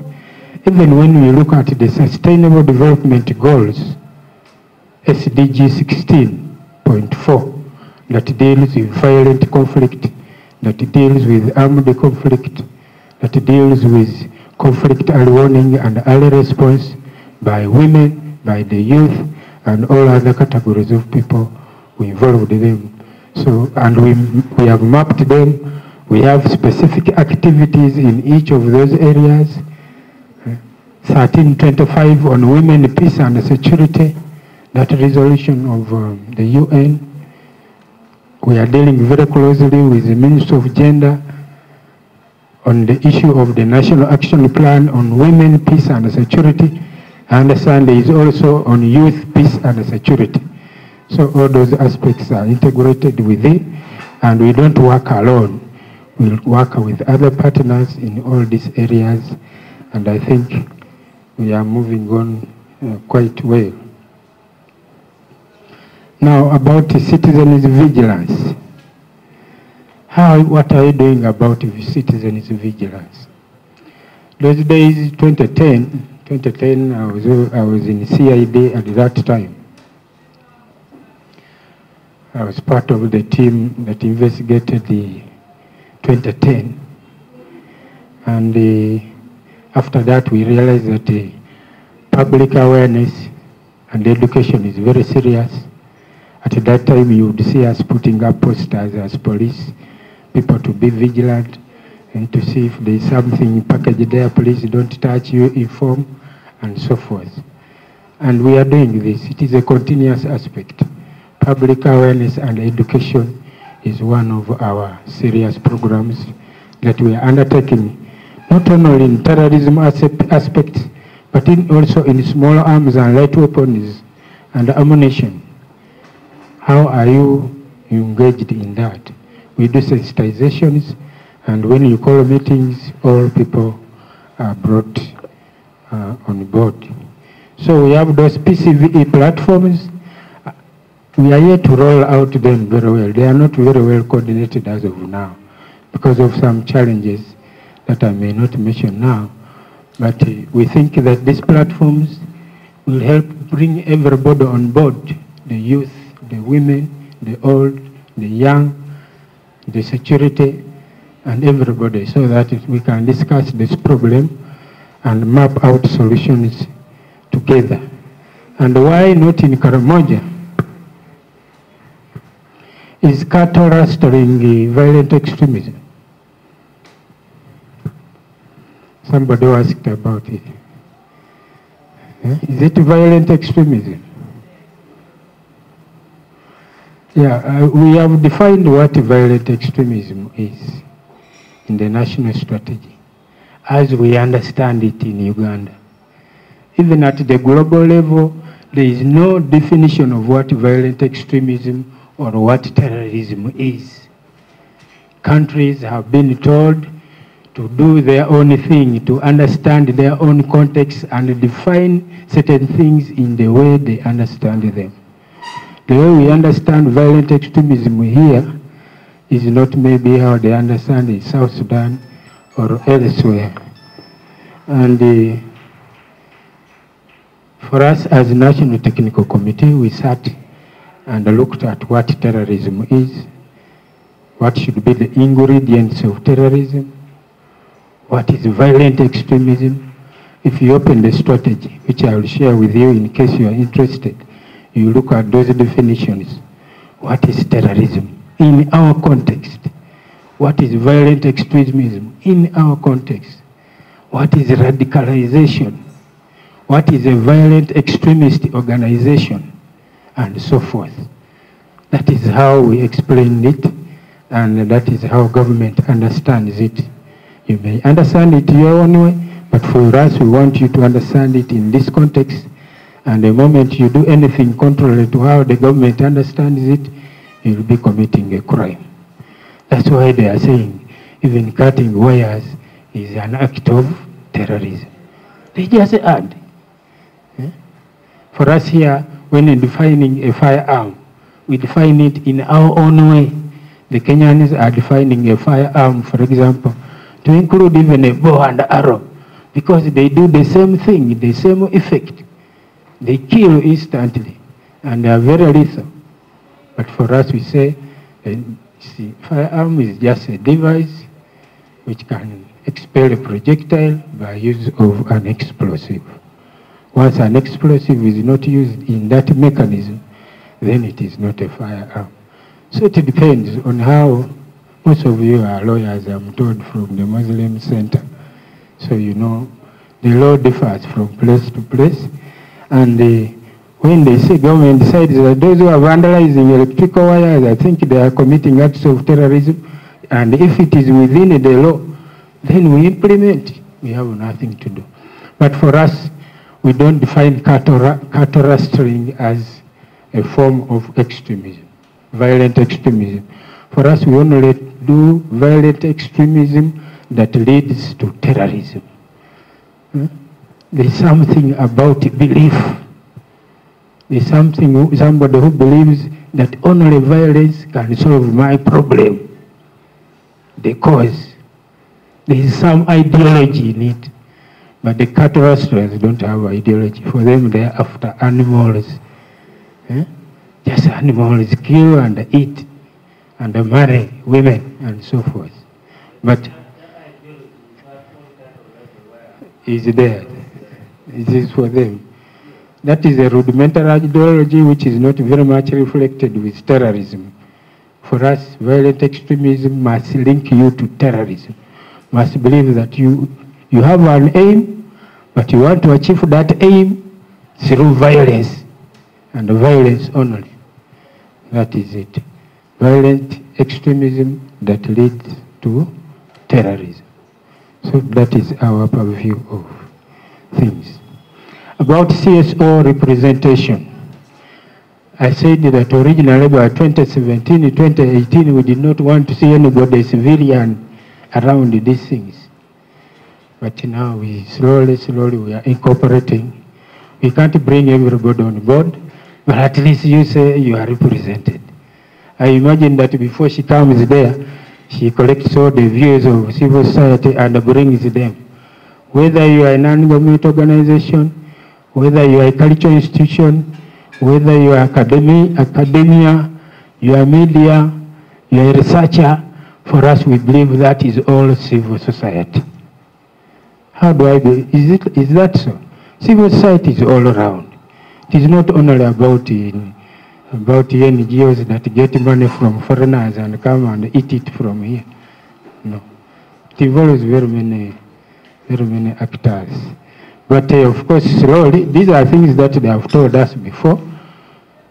And that committee is not very big. It's like we are like 15 only. So now if we bring culture, the youth, the women, the what, we shall be over 100, and you know, too many cooks can spoil the what? Yeah. So that is clan leaders, you are all represented wherever you are. Conceptual understanding of things, I say, just read the national strategy. We have defined the concepts and believe only in the way we have defined them. If you think we have not defined them well, we have an opportunity to differ and to bring it to our attention, because strategies are reviewed. We can review the definitions, we can review these other things, so that, and you know, extremism, terrorism, these are things that are dynamic. They are changing all the time. We must also keep changing. We must keep changing the definitions depending on the context, on the analysis that we have, and so forth. And we are not targeting any communities. Some people, when we are writing the strategy, they were targeting Muslims, they are the ADF, they are the terrorists. But for us in the strategy, you will not find us mentioning that this is a particular group, this is a particular region, these are people from this Uganda or you know what. No, we don't mention that. But of course, as it keeps changing, today you are there, tomorrow you are not there. Tomorrow you are here very comfortably, tomorrow you might be the terrorist. So we are not targeting anybody at any particular time. So that is it. Focus has been on prevention, on countering. This is very, very much true. Previously, we've been thinking about countering after the thing has happened. but not doing what? Preventing. Meaning addressing the root causes of terrorism. That means you are preventing it by addressing. For us, we know that we have mapped out what are the root causes here. We didn't have time to discuss it, but we think that poverty is one of the root causes. People are being lured because they want employment, they want to be employed, and so forth. Poverty. And they are addressing the youth who are most vulnerable. The youth are the most poor. At least me, I have a home, I have a house. But these guys, when they come from school, universities, they start from zero. And there's no employment. And very many of them are on the streets. They have nothing to do. They have an idle mind. They are full of hope. And they are very vulnerable. They can be convinced of anything. So poverty, how do we address poverty? That is the major challenge, the root cause. Government has not been addressing it. And as long as poverty exists, people are being recruited in Busoga, in West Nile, in the slums of Kampala because of poverty. Just a little token that let's go. And they are recruited. That is the problem. So poverty, we are singing about it. Government has tried to address it. I don't know Emyoga, I don't know PDM, I don't know Bagagawale. But these are not serious programs that can uplift people. So it is a big challenge which is still on. We have sometimes to live with it. And that is, we think that there are governance challenges that have not been addressed. People are talking of corruption. That's a big challenge. People are talking about marginalization of some groups. People are talking about nepotism. People are talking about lack of service delivery in hospitals, in schools, in everywhere, leading to overtaxation even, and there are no services. People are disgruntled. They can go beyond the breaking limit and say, Lazima, maybe let me just go and die rather than suffering like this. People are actually suffering. And there is the ever-widening gap between the rich and the poor. Somebody has too much wealth, another one doesn't even have enough to eat. He's not sure of lunch and supper. Another one is having bags and bags of money under the bedrooms. They cannot even carry to banks. So this kind of story, they can lead some people to be desperate, and they can be lured, they can be vulnerable, and things can happen. But of course, there are peer groups. People also want to emulate others. There are family influences. Some people in the families, the father recruits the son, and what? In Busoga there, women are now factories for terrorists. They produce children, and those children right from babies are groomed to be terrorists. They are radicalized and taken away, and radicalized until they become. There are so many things. When you read the strategy, we have mapped out our context, how it looks like, where are the places. We think terrorism is much common in slums, urban areas like this. It's too much. In Uganda prisons, Mukula is there, and many others, they are recruiting others. In border areas, Rwenzori, Busia, and everywhere. In schools, there are some universities here which we have marked that are recruiting terrorists. I can mention them, even Kampala University, International University, somewhere there. We have arrested a number of students who are being radicalized into terrorists. We have people being radicalized in homes. There are many recruitment centers. We can't talk too much about this because this is for another day. And that is it. The magnitude, you cannot say terrorism is not here. It comes when it comes. They don't tell you that they are coming. Just like we are said, we are at risk. Anything can happen. Those who are arguing that there is no terrorism, you wait when you die, or your wife dies, your relative, or your close friend. That's when you realize there is what? There is terrorism. And that's why we are calling everybody to help us.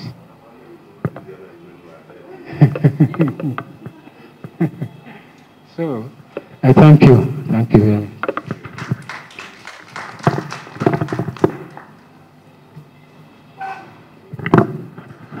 Thank you so much, Afande Nakaima.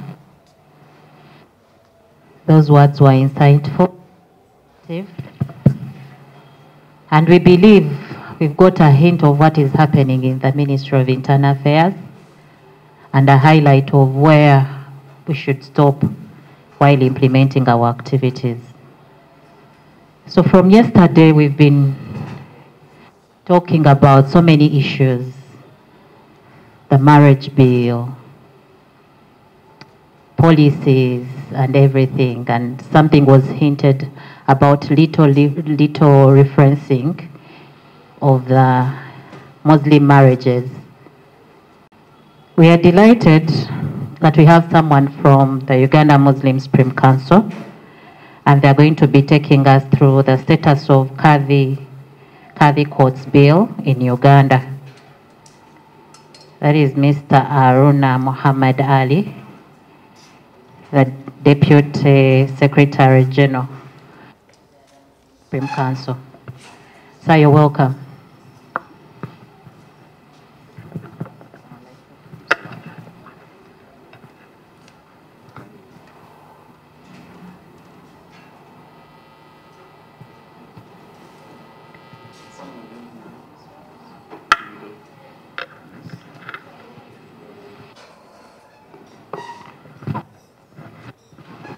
بسم الله الرحمن الرحيم الحمد لله والصلاة والسلام على أشرف المرسلين صلوات الله وسلامه عليه وعلى آله وصحبه وسلم أما بعد السلام عليكم ورحمة الله وبركاته.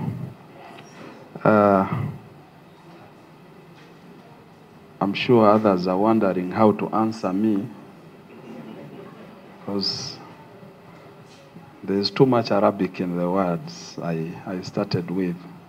But all in all, first of all, I was thanking the Almighty Allah, God, who has enabled us to be here.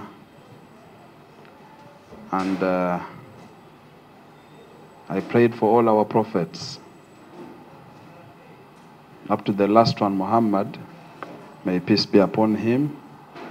Then I ended by saying, may the peace and blessings of God be upon you. That is Assalamu alaikum wa rahmatullahi wa barakatuh. So you can reply back by saying, may peace of God be upon you. That's exactly what the Sheikh was saying in Arabic.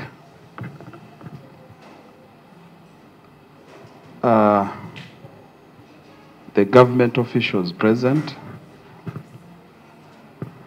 the civil society organizations who are here, the president of Muslim Center for Justice and Law, and your team, ladies and gentlemen, I am Muhammad Ali Aluma, not Aruna. It is Aluma. Baganda sometimes mistaken Aluma means someone who bites. I don't bite. I don't bite. I'm the Deputy Secretary General in charge of Finance and Administration, Uganda Muslim Supreme Council. I'm a lawyer by profession, an advocate of the High Court and all subordinate courts.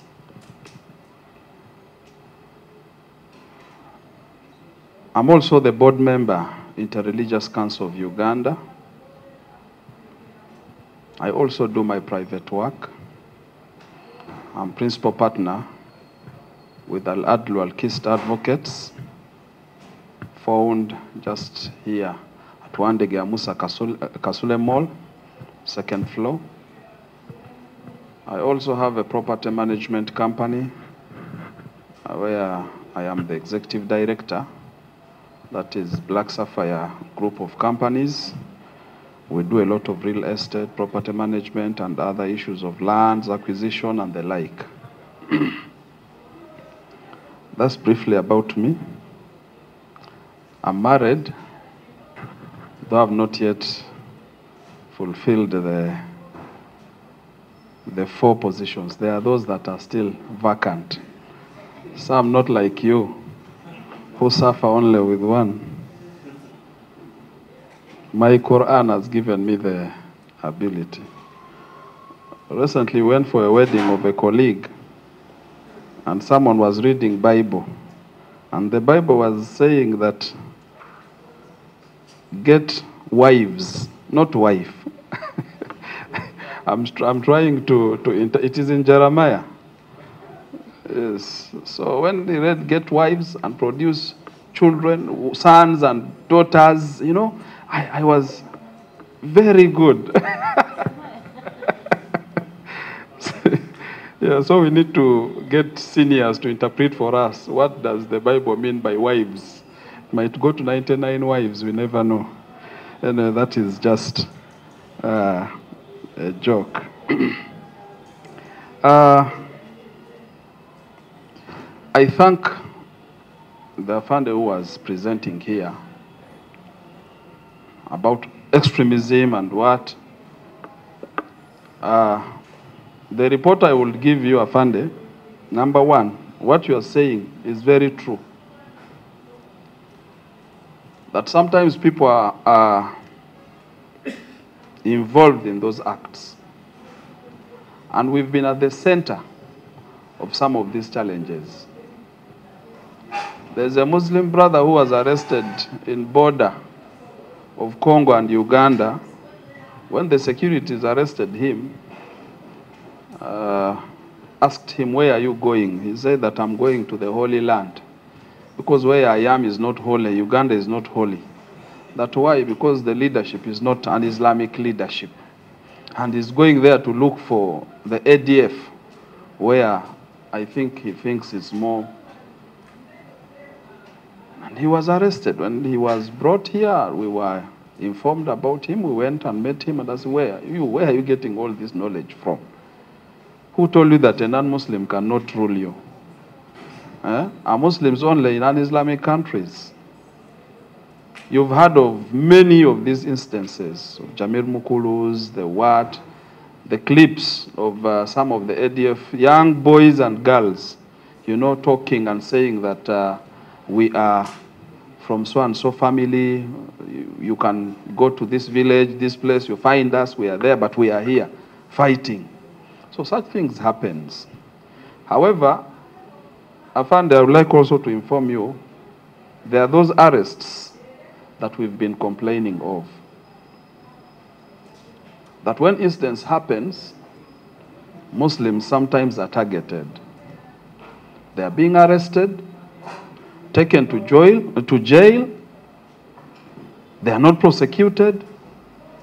Someone has been punished seriously, lost his family for good years, and after some time you are just left to go free without any verdict, nothing. You've lost everything. So this also happens.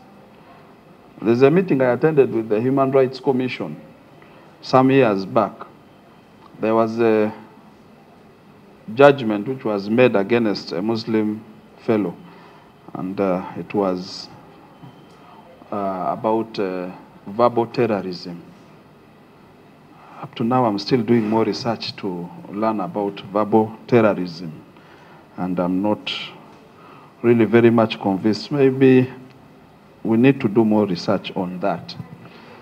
So, meanwhile, as this happens, as government, as internal affairs, we need to really do more research on the people that we arrest. And whenever they are arrested, let's do justice to them. Because if we just leave them there, they suffer, come out, no compensation, nothing. Someone has lost the family, the wife has gone, and, you know, it really affects them so much. So we also need to look at that. Thank you very much. My topic that I'm presenting here is about the status of Kadhi Court bills in Kadhi Court bill in Uganda. You all remember very well when the Constitution of Uganda was amended in 1995. There was this Article 129, 1D of the Constitution that provides for the Kadhi courts. And that's where we derail our mandate from. That these Kadhi courts were provided in the Constitution. However, that specific article is not operationalized. Since the article was in Constitution 1995, we've been struggling. A national committee was put in place, which involves all stakeholders, to make sure that we talk to government, come up with solutions so that we can operationalize Article 129, 1D of the Constitution, which provides for the Kadhi courts.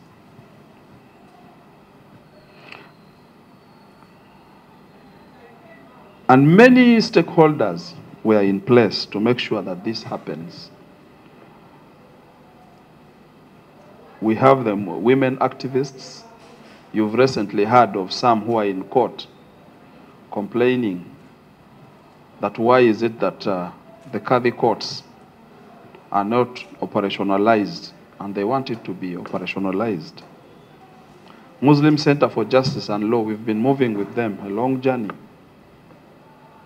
all along advocating for the Kadhi courts to be put in place. The Muslim lawyers, we went even interacting and working together with the LASPNet. They visited us, we explained to them our challenge. However, we've been getting setbacks. Several times we've been before Parliament, explaining to them. You remember very well when the instance of the Domestic Relations Bill came before Parliament. Even Muslim women came out and demonstrated, saying that we want the Muslim personal bill or the Muslim personal law to be put in place. Unfortunately, since then, as Uganda Muslim Supreme Council, we were given guidance on what to do. We did our part, submitted all the papers to the Parliament. Since it was shelved, we don't know where it is. When the succession bill was presented before Parliament, we were invited as stakeholders to present our idea. When we looked at the succession bill, the way it was, we did not object to it because there are those who believe in it the way it is. However, we requested for a simple clause to be inserted only to exempt the Muslims, because we have our specific law that deals with succession. Being that the Article 129, 1D specifically talks of 1, marriages, divorce, inheritance, successions, then you talk of guardianship. It's well elaborated. Therefore, we have laws that deals with our successions, how we distribute the inheritance and the like. So it's well elaborated. And we said, kindly let's have that. Well accepted. However, when the bill was passed into an act, that clause was not inserted. Go forward, recently you've heard of the Marriage Act. We were still invited. We went before the committee, the legal committee of Parliament. We presented our views. And it's still before Parliament. And we still urged them that please, within your offices, you have the Muslim personal law. May you look into it so that it can be operationalized, so that we can work within that limit. Unfortunately, it might be either I can term it a political will, maybe there's lack of political will, or there's misunderstanding. I remember very well when President was signing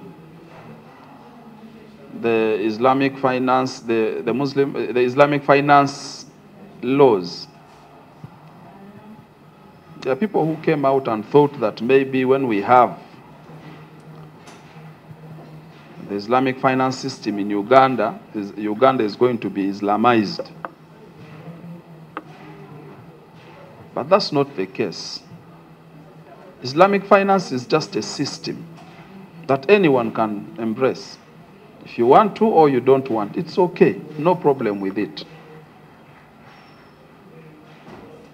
So, since it was passed up to now, Uganda has remained as it is.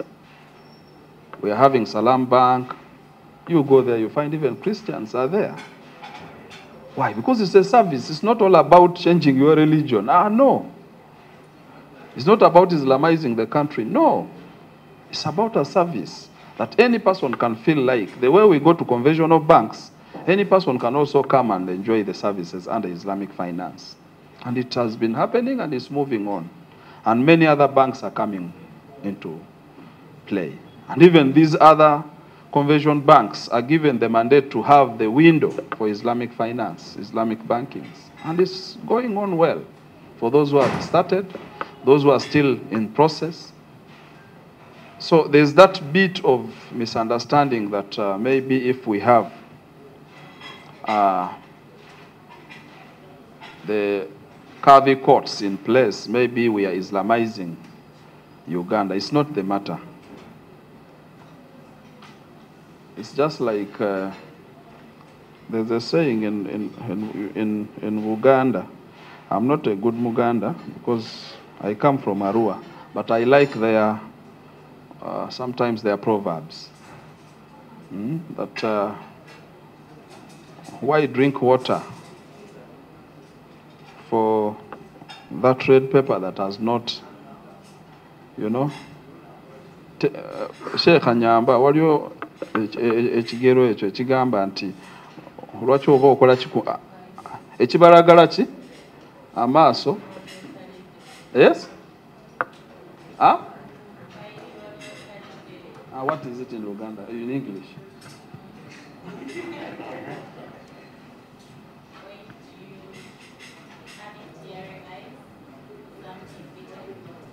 Yes. Because now if it is about Islamic marriage, you are not a Muslim. No one is going to force you to marry in line with the Islamic what? Marriage. Or inheritance. You are not a Muslim. No one is going to force you that, okay, you have these items, the deceased died, so we have to distribute it in Islamic manner. No. It's for this specific category of people that feel that's how their belief is, and they want to abide by their belief. And that's all. Therefore, I humbly request that we join hands together as civil society organizations let's support the process of operationalizing of this Article 129(1)(d) of the Constitution. Now, when we look at the status currently, the conventional courts, the High Court, whenever matter goes before the High Court of Uganda, and they look at the matter is Islamic in nature, they are always referred to the Directorate of Sharia. And any ruling from the Directorate of Sharia of Uganda Muslim Supreme Council is respected by the High Courts. In several occasions, cases have been referred back to the Directorate of Sharia, and the verdict there is respected by the courts. Now, if we have all this, and there are many other cases that came out in High Courts of Uganda and really pronouncing itself on the decisions that have been taken by the Directorate of Sharia.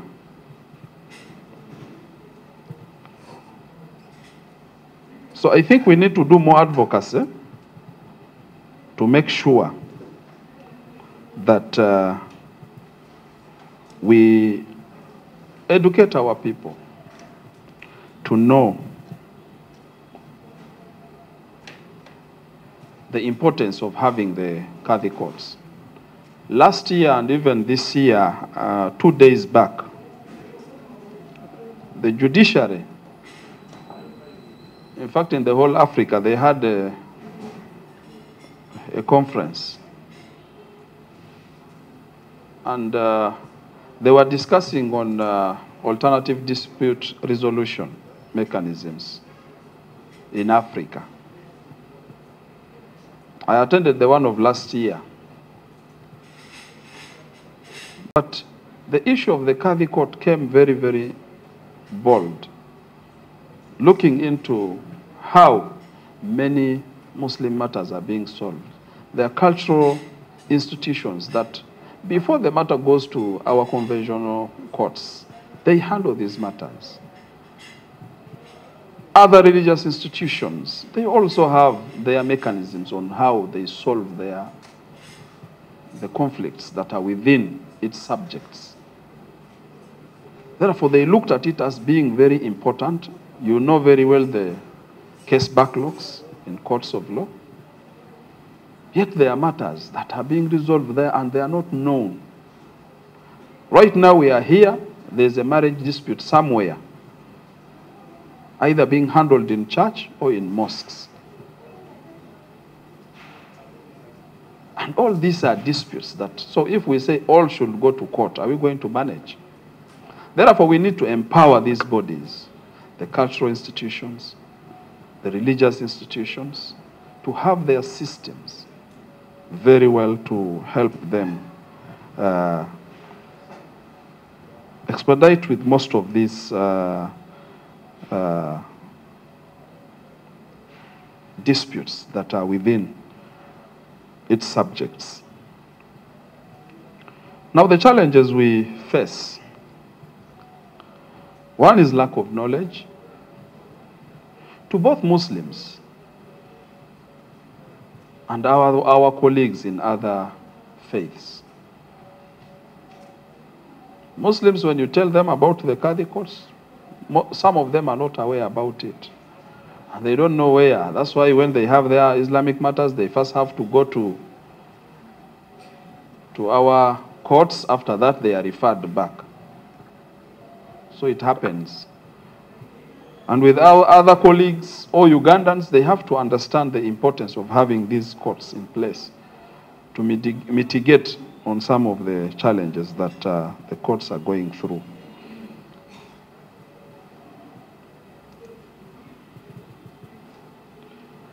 We also need to, there's a challenge in having more scholars in Sharia.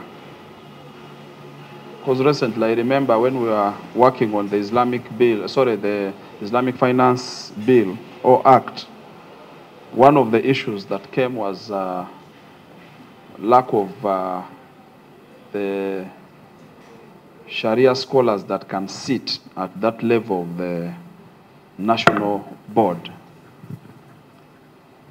the advisory board of the Islamic finance at the Bank of Uganda. And finally, we had to scrap that off and make it to be at the different institutions, the banks and the like. So we need to also look into that. And definitely the challenge of the disunity, which affects us, whereby we need also to work into that to see that we are one, because those Islamic values, we have never had any difference. My brother can testify from Chivuli. He will not tell you that they are praying 6 times a day and we are praying 5 times a day. No. Our prayers is the same. The Islamic values remains the same. Everything is the same.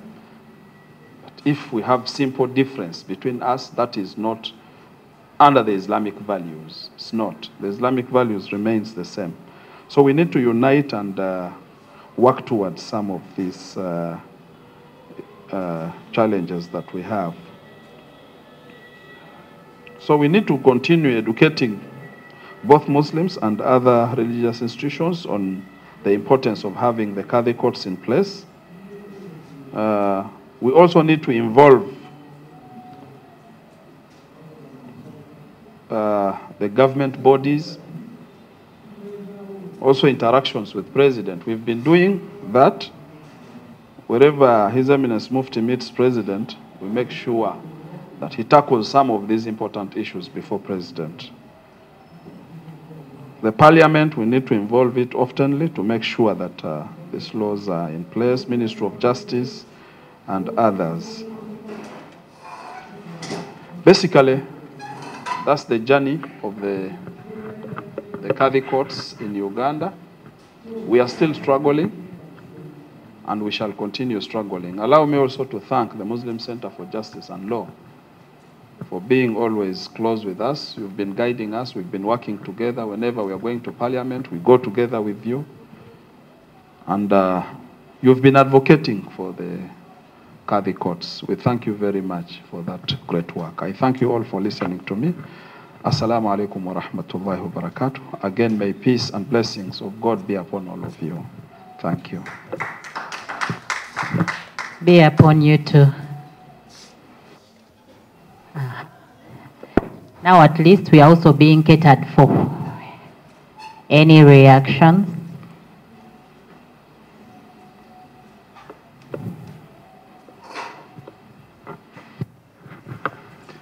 Thank you, Mr. Aluma, who doesn't bite, but I am sure you eat meat because we have dined together a number of times and I know you are like me. You are a meat eater. Thank you for your presentation, my brother. But I feel there is a lot of lip service being given this subject by the people who are supposed to lead us there, whether Chivuli or elsewhere. On June 11th, I was online and I was pleasantly shocked to realize there was a petition in the Court of Appeal on this matter of Qadhi courts. And I think it was filed by one Haula Naluvega with her counsel, trying to compel government to operationalize this. I said I was pleasantly shocked. I didn't know this kind of effort was there. I think this is the effort we should all join. And I am so sorry to be joining it so late when it is in the Court of Appeal. I don't know where it passed without me picking on it. I think we should share more information about how far we have gone, and also share more information so that we don't duplicate efforts. Now, when it comes to the Qadhi courts themselves, government hasn't operationalized them, but trust me, the Qadhis are doing their work, entering into these matters. The estates of Muslims who are deceased are being efficiently and effectively managed, of course subject to some bit of abuse and very little record keeping. Even if you do it very well and you don't keep a record, you kind of affect the whole essence of it happening. There are no lessons that can be learned from something that was done well. We only know it was done badly if somebody challenges it in a different court and that court says, no, you mishandled that, please do it a different way. So I am so much in support that this starts. The informality of its practice is worrying. There are some huge estates that I fear our land sheikhs, not land friends, may not be very competent in managing. For instance, somebody has property here, property abroad. Now, there's a complexity there that my village imam may not be able to do what? To handle.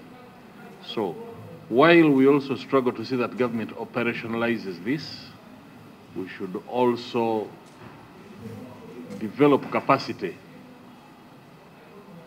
Develop capacity, maybe by sponsoring some of our land friends this side of the coin, to also go and see how they can see the Islamic perspective of managing our affairs. That is the comment I can make for now. Otherwise, I thank you for your presentation. Assalamu alaikum wa rahmatullah. Thank you. My brother here already talked about what I wanted to ask was, how is this Qadhi court probably working? Or in other countries, how is it working? Already he said it is working well in Uganda, though it is not recognized. My next now, it is working well according to what kind of, because given the structures of the Muslim, where you see men dominating everywhere in all spaces of leadership, in this kind of Qadhi courts. So still when you say it is working well, I still have the question of, is that to the standard of Islamic laws or to universal standards? Thank you. Thank you so much, Brother Francis. Any other reactions? Recommendations?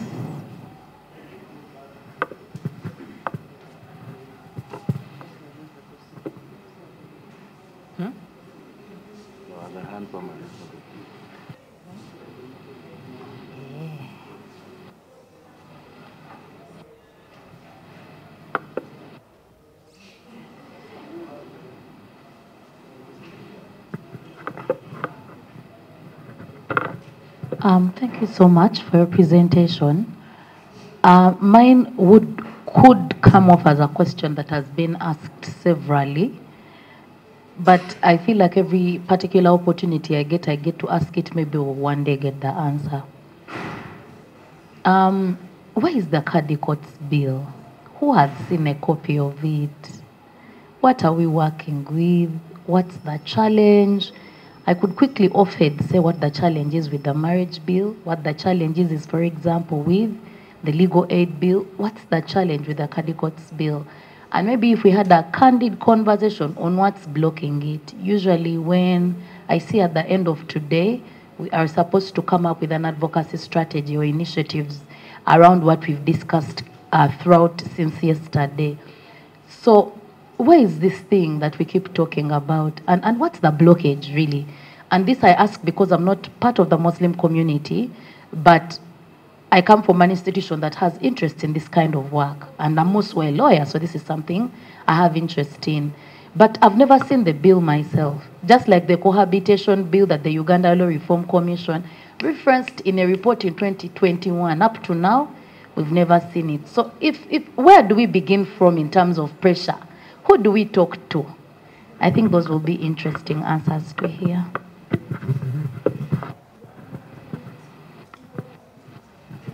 Aluma, thank you for the updates, and I must confess that this is one of the areas that I've been looking forward to, considering that I am one of the advocates for reform of Muslim family laws.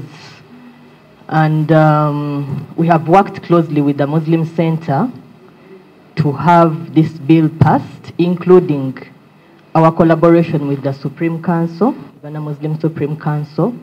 So we have moved a long journey, Aluma, which I'm sure you are aware of. We have had so many consultative meetings with different stakeholders, including government and other duty bearers, even within the Supreme Council itself, the Office of the Attorney General, Uganda Law Reform Commission, over the same issue. So it's more than 10 years since we started the journey. But we don't have any significant progress made so far for so many reasons, which I would like to highlight today. One, at some point, it felt like there is no political will by government to pass this law. Like you mentioned, Aluma, that government said that they would be Islamizing the country, and why would Muslims show treatment by having law to adjudicate over their family law status? Secondly, it also like Uganda Supreme Council also not willing to take this matter. I want specific. Can I have another mic, please? I want to specifically point out to when we were shooting a documentary to showcase the lived realities, the plight of women who interface with this justice system, the Muslim justice system. And we reached out to Supreme Council several times, and they declined to take part in this documentary. They declined to make any statement on the issue, and yet Uganda Muslim Supreme Council is the directorate of Sharia in the whole country. So we were confused because Supreme Council has a big stake in this matter, and there's no way we can bypass you while we are pursuing the reforms that we are looking for.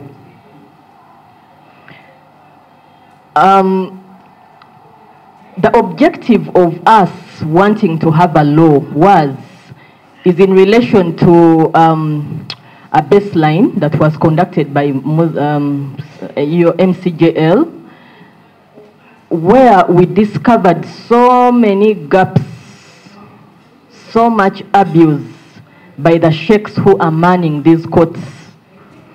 Aluma, I can authoritatively speak to the fact that we went to the same institution where we had the privilege of studying different modules related to Islamic law, including Islamic family law, Islamic judicial systems, Islamic banking. So we have a clue of what it means to run Islamic-related systems. However, we know for a fact that the people who are managing these courts at the grassroots mosques, bearing in mind that each mosque at the grassroots has a committee which eventually translates into a court when the need arises.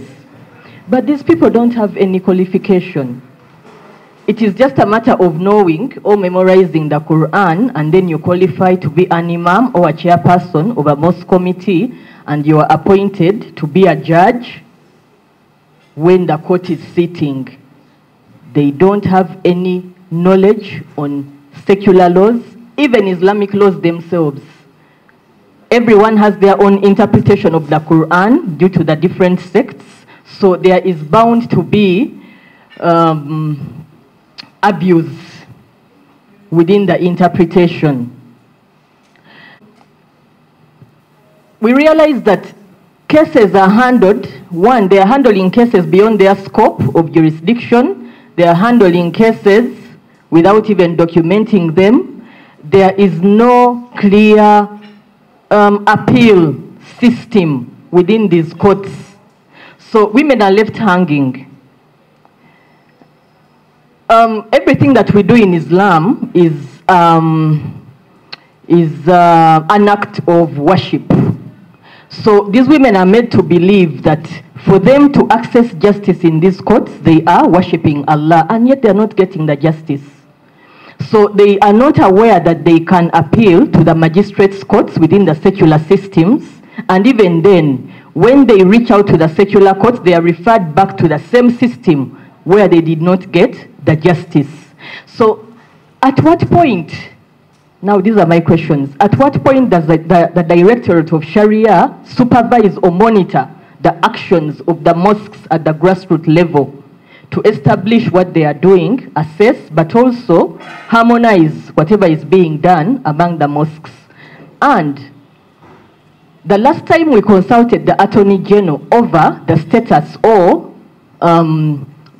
where the bill is, where we are at with the bill. Where is the bill anyway? Like Elizabeth has said, the Attorney General assured us that they referred the bill back to Uganda Muslim Supreme Council to represent the Muslim community for consultations on the bill. Muslim Supreme Council denies having the bill. So who is playing who? Where do we stand in this position? What role is the Uganda Muslim Supreme Council playing in supporting this cause? Because every time we reach out to them, they decline any association or participation in this matter. First of all, Sheikh, thank you very much for your concern. You've talked of the petition which is before that court, that you're not aware of it, and is exactly what I said here, that we are having several stakeholders playing different roles. We are aware, we've been working with Dr. Aisha, who is championing that side. We've been closely working with them, and we are aware of what is happening. And we also told them, as women, let them also champion the other side. You know, we need to handle. Yes. So everyone should handle from all angles so that we okumega ne tukimega bulungi. Naye bw'obanga oyagala kwata ku mutwe nga bigere biriwa bisobola okukuba n'ogwa wansi ate. So we are handling it from all angles to make sure that this is done. You are very right. Qadis are doing their work. That's very true. As I said in my speech, that as we are talking now, there's either marriage dispute or inheritance or anything. Yes, it's being handled somewhere. So there's work being done. Now we need to look at the gaps, where there's gap, and that's why I told you that we had interaction with LASPNet to see how best can we build the capacity of the staff that specifically handle these matters. And one of the things they were willing to support us with was software that would help our people to feed whatever they've been handling, those disputes and what, they should feed it in the system so that it can easily be seen. And that's one of the challenges that we've been facing, So we need to work collectively, put our efforts together to make sure that we are not yet there at all. We are not yet there. We need to admit that, so that we work together to make sure we achieve that. You've talked of the fear that you have over some big properties and how to distribute it. I think as Islam, as a religion, has explained how those properties are supposed to be distributed. Now, the challenge we might have is the lack of knowledge by the sheikhs to learn and understand what they should do. That's the issue.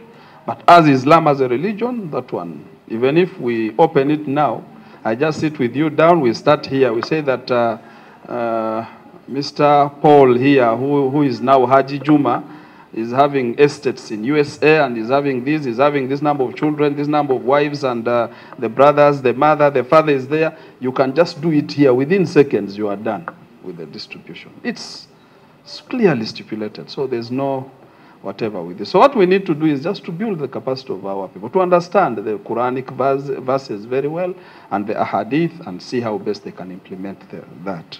I think that's the issue. And what we are doing now deliberately, there are many Muslim lawyers who have joined Sharia. They are now studying Sharia. And we are doing that so that let's have them both with the knowledge of, because now we have our boys who are coming from Bilal, from Bugembe, from where they have studied both, the Islamic and the secular. So what we are doing now is to tell them, after completing your maybe degree in law or you have a practicing certificate, go and do Sharia. And those who are doing Sharia now, they are also going to do law. So far we are having some that are coming out. I'm sure after some few years we shall have many of such, inshallah, in place. A colleague asked about how does the Qadhi Court work even in other countries. Yes, we benchmarked in many countries. To mention the nearby country you have here is Kenya, whereby their system has been streamlined within the government's judicial system. So in those courts, they also have the Qadhi courts within their systems, and it has been working so well. So if there's any marriage dispute in line with the Islamic values, they go to their Qadhi courts within the judicial system, and it's being handled. But with our government, one of the fear is the expense. When we streamline, that means it comes with all those expenses. We need to pay for those Qadhi courts, the same rights and privileges given to these judges and the magistrates supposed to also replicate to them. So that fear is also there, and which is affecting this. What standards? One, the standards that we've been following under the Islamic law, we have the standards of Quran, then the ahadith, the traditions of Prophet, and also under the Constitution of Uganda Muslim Supreme Council, Article 6, which provides for the Directorate of Sharia. One fear you had that it's male-dominated. I would like to remove that fear from you now, that among the 3 topmost Sharia judges, the Director of Sharia has 2 deputies. There's male and female. They are supposed to sit together. So female are represented, and it continues up to the grassroots level. Always female are supposed to be in that structure. Yes? In fact, the Constitution was amended recently in 2022, so we are just putting it into practice now. It was just, the Constitution we had was for 1986. So it is just amended recently. So don't expect just one morning everything will be exactly the way it is. But the good thing, the Constitution has provided for it. That's what I can say now, that the implementation has started. Because right now, within the General Assembly of Uganda Muslim Supreme Council, we didn't have any lady at all. But right now, from the 10 regions, they are represented at the General Assembly. At the management where we sit, now we have ladies sitting with us. It used not to be there, you see? So we are moving on. The regional structures, ladies are there. District, they are there now. Mosques, counties, they are now there within our structures. So there's that a bit of, I can term it improvement. We are moving on. Yes, our sister is asking about the bill. Where is it? They have never seen it. And where are the challenges? Where is the stumbling block exactly? Yes, number one, I will say, yes, the documents are there. You can take my contact. I will talk to the director of Sharia. We shall get the document. Even if I don't give it to you, you can look for Council Sewaya. One of our, he has been the chairman of the committee all along. So he has all the documents and all the history, more better than even me. He will give you all the details and where the stumbling blocks are and everything. He will explain to you very well. So the documents are there. We submitted it to Parliament. They have it. As she rightly stated, with the Attorney General and all those Ministry of Justice, the Judicial Reform Commission and what everything was done. The copies of the documents are there. Even recently when we went to Parliament for the marriage bill, we gave them the copies again. So we have, and we shall be happy to share it with you. So if you want to talk to, you can kindly come to the Sharia, the Directorate of Sharia. If not, come directly to me, because already Sister Lena has some complaints over some of them. So come to me, then I will take you direct to them. Yeah, thank you, Sister Lena. Sister Lena, I studied with her from first year up to the fourth year. We were together in the same class. So we are colleagues, we know one another, we've suffered together, we've enjoyed together, and we shall still enjoy together. So whenever she has challenges with them, she knows that she has a colleague there. She calls me directly, and I move personal. I go to the directorate. Though it's not where I work from. She had some instance there, and she called me, and I think I did my best, and it is we worked upon. You know, let's not run away from the fact that we are human beings, and we are not perfect. There are those people who are holding these offices. You can also sympathize with them. Currently, you see me now, I'm holding this mic from Uganda Muslim Supreme Council, and I can speak relatively some good English. Some few years back, it used not to happen. Even those sheikhs who will stand before you and preach, when they go and before president and they are giving prayers, everyone will first, either he comes to preach in Kiswahili or Uganda. If the person goes to our village there in Arua or in Yumbe, we shall preach in our own language. But gradually we are now leaving that level. I think now we are educated. We are coming out. You can see someone at the Uganda Muslim Supreme Council at the level of Deputy Secretary General with masters in law. So there is improvement. We need to appreciate that. So some of these offices, slowly by slowly, we are doing the revamping, but it takes time. You cannot just come one day and say, please, all of you do what? Go. It will also have some impact. But yes, we are moving. Right now, the Director of Sharia, we used to have a Director of Sharia who is not even having the knowledge of Sharia. But right now, the Director of Sharia is having a doctorate in Sharia. And the deputies are also having masters in Sharia and the like. So, and they can also speak English. So there's where we are going, and I'm sure we shall reach there. So some of these challenges, sometimes you face it because of those mishaps within the competence of the people who are managing those files and the like. So they are always there. But I would like to assure you, we are working towards that. It's just a matter of time. And we need to join hands together, because whenever we receive such complaints, we present it before management. And we deliberate over it, and we take actions whenever we have such issues. The point of saying that Uganda Muslim Supreme Council is not having the will, that's not true. because I've explained the efforts we've been putting in place. And if Attorney General says that they have referred back the file to us, that's wrong. I wish you had written to us with that statement that Attorney General says that, then we will write back to them to explain. Because now by, the word, people can say something. And this is where we've been played over time. This one comes and says, no, it is with those ones. Now we also know it is here, and there's no documentation in between.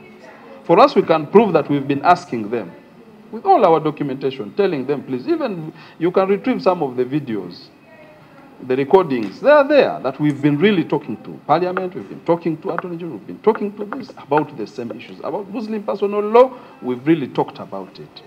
So we just need to join hands together. Next time when you're going, you take me at least. We go, so let him say before me, and I tell him, no, Attorney General, please, we don't have record. If you have any record that you've given to us, can you prove? Just give us a letter that this file was referred to Uganda Muslim Supreme Council, and we have a copy here. And I'm sure he did not give you any copy of that. So how do you prove that it is with us and we failed to work over it? So that is not true.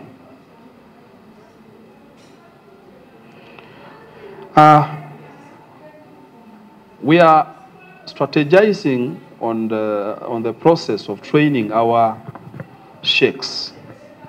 Basically, we are now looking at the issues of marriage, divorce, inheritance, guardianship, in line with our constitution. And so we are talking to our two institutions, that is Islamic University in Uganda and Islamic All University.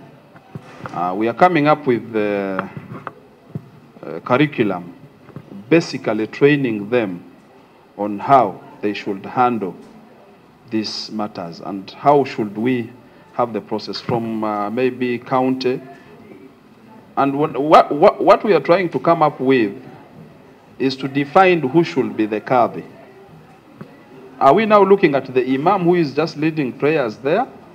Or specifically we need to have something with specific knowledge that, okay, if you are at that level but you have this specific knowledge to handle specifically those issues. And that's what we are coming up with. Because before, it used to be Imam. Any person with any issue, you just run to Imam. But now we need to go beyond that. So we are looking at that. So that these people, we have them, bring them for a training.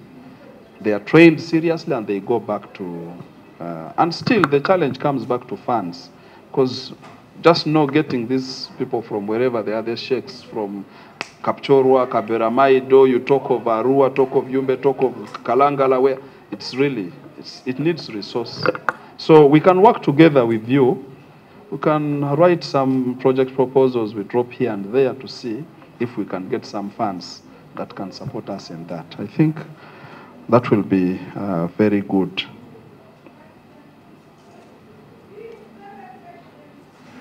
Yes, the issue of no clear appeal system, that one we are working on it, and we can still join hands together to set the guidelines on how we can work on that. Yeah, the issue of supervisory, All right, members, there is a sheet that is moving, asking for our email addresses. Eno, yes, Salam TV.